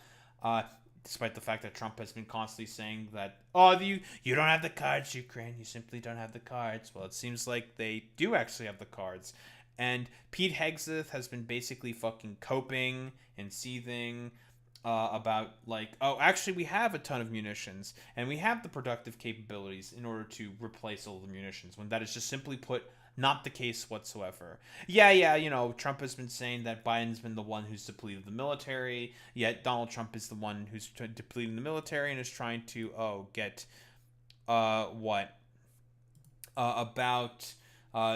more and more funding for the military to replenish all that which he has depleted. So, fucking cope and seethe. Yeah, cope and fucking seethe. Trump talking about the munition stockpiles being depleted. What do we have here? Are you concerned about depleted stockpiles if there's Iranian conflict in Iran? We have plenty. We have a lot of ammunition, different types. Biden gave a lot to Ukraine, and so we're building that up, but we have a lot. Dude, fucking trying to deflect specifically the fucking Ukrainians is so fucking funny to me. Buddy, you are selling more and more Patriot missiles and interceptors and whatnot through NATO to the Ukrainians. What the fuck are we talking about? It's so fucking stupid. We have a lot of the mid-level stuff, too. I mean, more than we could ever use, no matter what. But we have a lot. I'd like to have more, to be honest. But so much was given to Ukraine by Biden. When I left... Okay, keep in mind, it doesn't make any fucking sense whatsoever that he's talking about Biden here in particular, because the only reason why the ammunition stockpiles are now a concern is not because of the amount that Biden gave to Ukraine, it's because of the current war in Iran, you fucking moron. Cupboards were full. When I came here with Obama, he didn't buy ammunition. We had very little. And I got it built. Now, as soon as I left, they gave a lot of it to Ukraine. I mean, numbers that nobody's ever seen before. So we're building it very rapidly. Biden has been known to basically trickle a lot of ammunition and equipment to the Ukrainians. That's just a fact. It's been broadly speaking fucking reported throughout the entirety of the conflict between the Russians and the Ukrainians. Deflecting to that is just fucking nonsensical. Rapidly, plants are being built, and a lot of equipment is being built. The Patriots in particular are being built. The THAAD system is going up. Wait, I thought that they were already really high, but now they're being built up or something? Okay, bro. Totally. Yeah, the tariffs are also making this even more expensive as well, but I don't think Trump cares about that because he's a stupid pedophile. We have a lot. Every one of our contractors is building 4 to 5 plants right now, and we're in very good shape. But why would they need to build plants if you had all of these fucking munitions in a big stockpile? Again, he's constantly contradicting himself here. For some of the more sophisticated stuff, we'd certainly like to have more. Biden gave a lot of it away. Massive fucking cope, and we know that's just simply put not the case. He was always drip feeding a lot of the more quote-unquote sophisticated stuff because of partially the strategy that the Clintons have basically envisioned if there was a war between the Russians and the Ukrainians, to essentially have them both sides get bled out, and also for fears that there's going to be some form of nuclear reprisal or brinksmanship by the Russians, which will never fucking happen, ever. They constantly threaten that they're going to do it, but they never actually do it. Response, Iran said it would pause retaliatory strikes against U.S. bases across the Middle East. Over the weekend, the Pentagon... Personally, I think that the Iranians should continue more retaliatory strikes because, listen, as Sun Tzu himself said, if your opponent is doing a mistake, one should always take advantage. Updated its official war casualty database, adding more than 140 wounded service members. The new figures show 18 U.S. troops have been killed and 624 wounded since the U.S. launched its war against Iran back in February. The Pentagon... And as we all know, well, there's that fucking rapist crusader LARPer. Funnily enough, in reality, the reason for as to why they had to update their databases is because, they've been trying to cover up and manipulate the data in order to cover up for not only Pete Hegseth's incompetence, but also, well, Trump as well. It turns out the whole macho man, high-T fucking military stuff makes you look really stupid. But just like a quick blurb, we don't need to go too much into this. The Pentagon has updated its public-facing casualty database after abruptly revising its Iran war casualty figures last week. What this is in reference to was that the Pentagon was actually covering up the amount of casualties that were being reported by not only the service members, but by also the attacks that were happening all across the U.S. bases, because we know that a lot of the U.S. bases in the Middle East have been inadequately armed and have not been adequately maintained and upkept by the Trump administration, because again, these guys are all raw, like macho man military bullshit, because this was an elective war that Trump was absolutely not prepared to basically take a dive into, because that's expected. Dumb fuck pedophile president. When it reduced the number of U.S. troops listed as killed in Operation Epstein's Fury from 18 to 14 and removed dozens of wounded service members from that tally. But here's the fucking thing. You can only hide that information for so fucking long until the caskets start coming back home. The Defense Department now appears to be tracking casualties in its Defense Casualty Analysis System, or DCAS. DCAS? Yeah, DCAS. Under a new category labeled Overseas Operations rather than Operation Epic Fury. Still trying to cover up for fucking Trump's ego right there. Very pathetic. Like you're saying, yeah, this is really fucking dishonorable to all service members. But here's the thing, Boy Meets Mini. As much as the Republicans and Donald Trump specifically loves to bluster about and talk about how he loves the veterans, how he fucking absolutely loves service members, we all know that in reality, he thinks that they're a bunch of fucking schmucks because he managed to draft dodge because he had a rich daddy and a bunch of fucking connections. It's fucking pathetic, dude. The namesake previously used for the Iran campaign, in effect restarting its accounting of dead and wounded in the war. Again, all this to protect the ego of this dumb fuck pedophile. Pentagon separating the casualty figures, deaths and injuries after the ceasefire ended on July 7th are listed in a separate database labeled generically as Overseas Operations Casualties, unquote. Yeah, like I mentioned before, this is all just to protect the fucking ego of the dipshit president who, guess what, does not give a fuck about any of the service members that he pretends to love so much. Meanwhile, Iran's foreign ministry accused Ukraine of attacking an Iranian commercial vessel in the Caspian Sea, saying one sailor was killed and another injured. The Ukrainian President Volodymyr Zelensky accused Russia of passing on to Iran its satellite observations in the Middle East, allowing... So we definitely know that this is absolutely the case, that the Iranians and the Chinese and the Russians have been working more closely together with one another as a byproduct of not only the war in Ukraine. Again, a lot of the designs for Shahed drones and Shahed drone parts were sent from Iran over to the Russians during the war in Ukraine, which the Ukrainians couldn't really do anything to stop now, but now they have the capabilities to stop and do something about. And also with all of the advanced electronics equipment that the Chinese have been sending to the Russians as a way to circumvent sanctions specifically. And we all know that a bunch of advice and advisors from not only the Chinese, but also the Russians have gone to the Iranians to sort of, well, help defend themselves against the aggression of the U.S. and also Israel.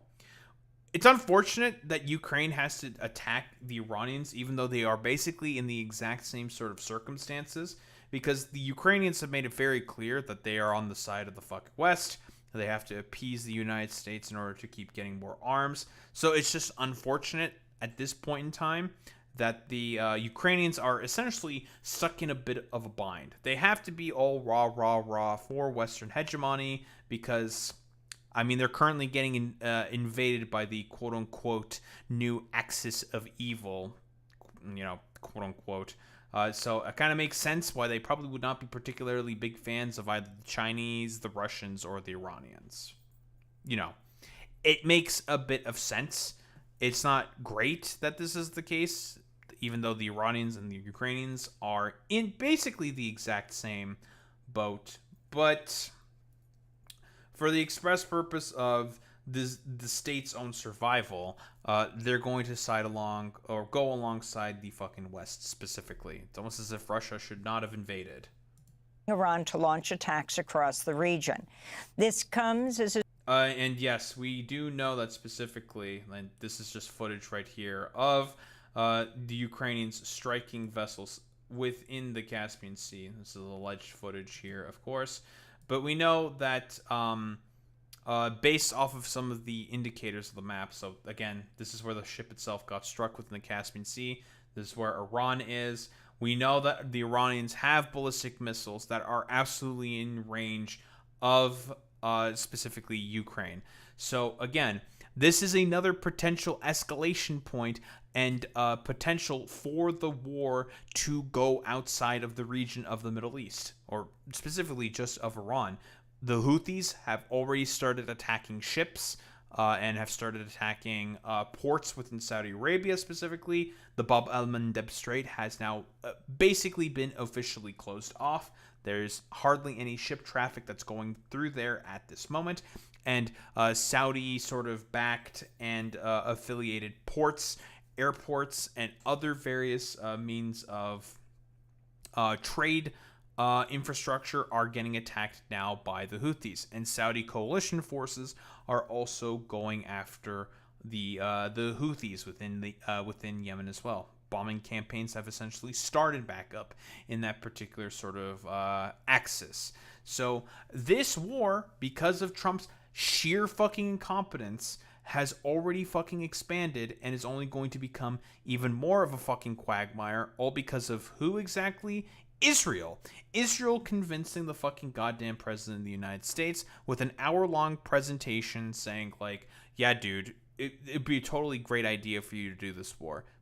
Would totally not backfire on you whatsoever. And it's immediately fucking backfiring. And now even the Ukrainians may have to get potentially involved and have to deal with attacks from the Iranians. Very, very fucking cool. Yeah, doesn't Bibi not even want to fight Iran anymore? I highly fucking doubt that, Boy Meets Minnie, but whatever.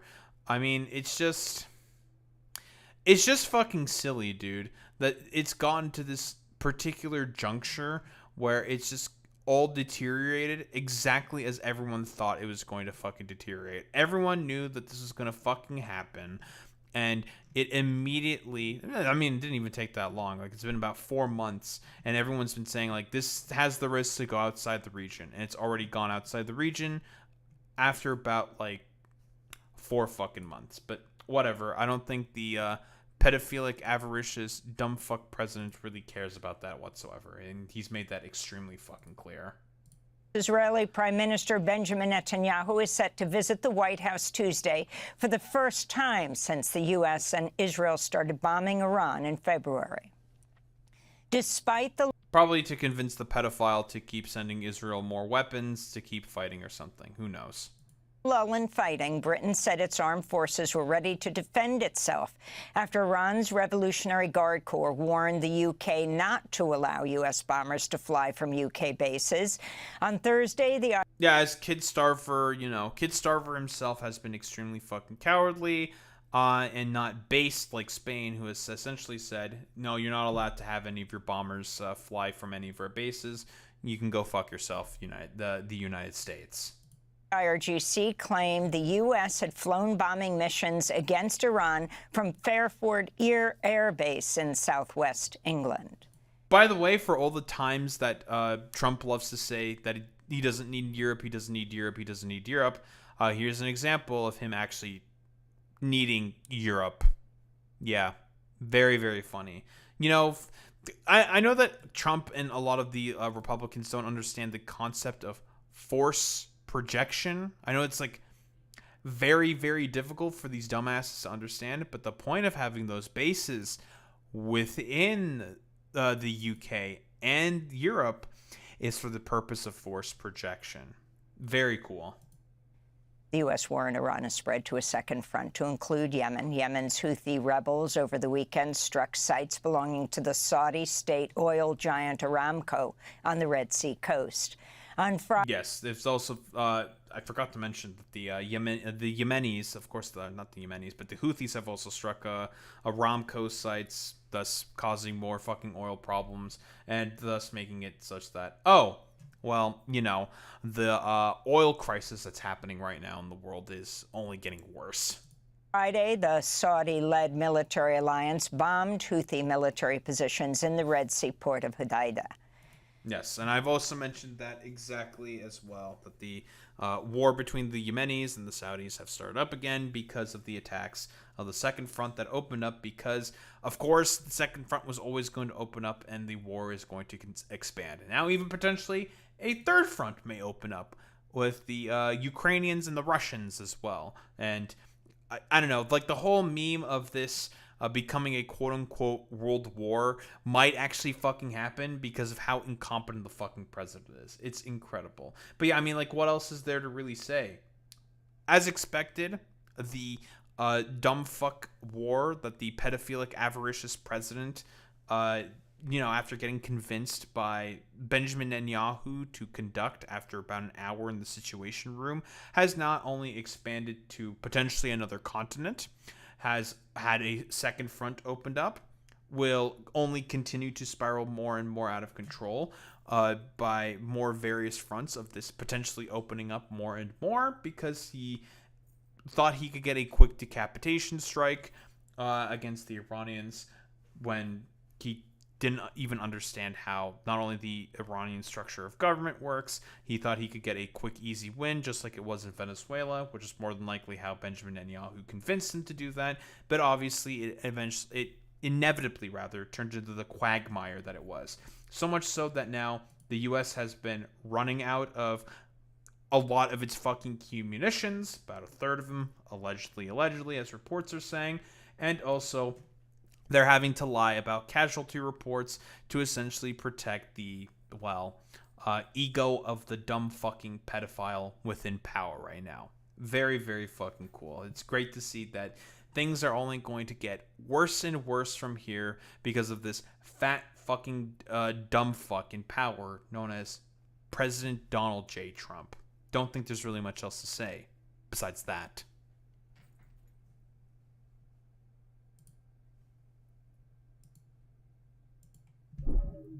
Now say it with me, everyone. Donald Trump is a pedophile.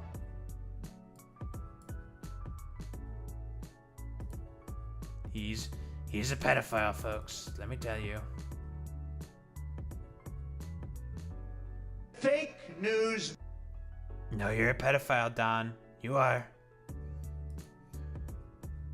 You're on Arch Linux now, Durandi. Amazing.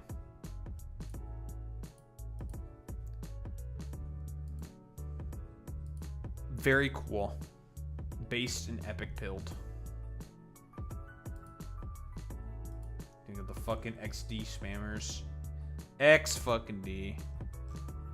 Yeah, there's the fucking mini drivers. Now we have fucking Linux users. Ugh, disgusting.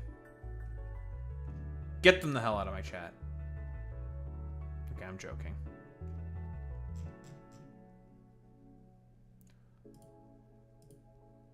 Fucking Lunix tards. God, that shit was so fucking stupid, man. Yeah, man. Go to one, dude.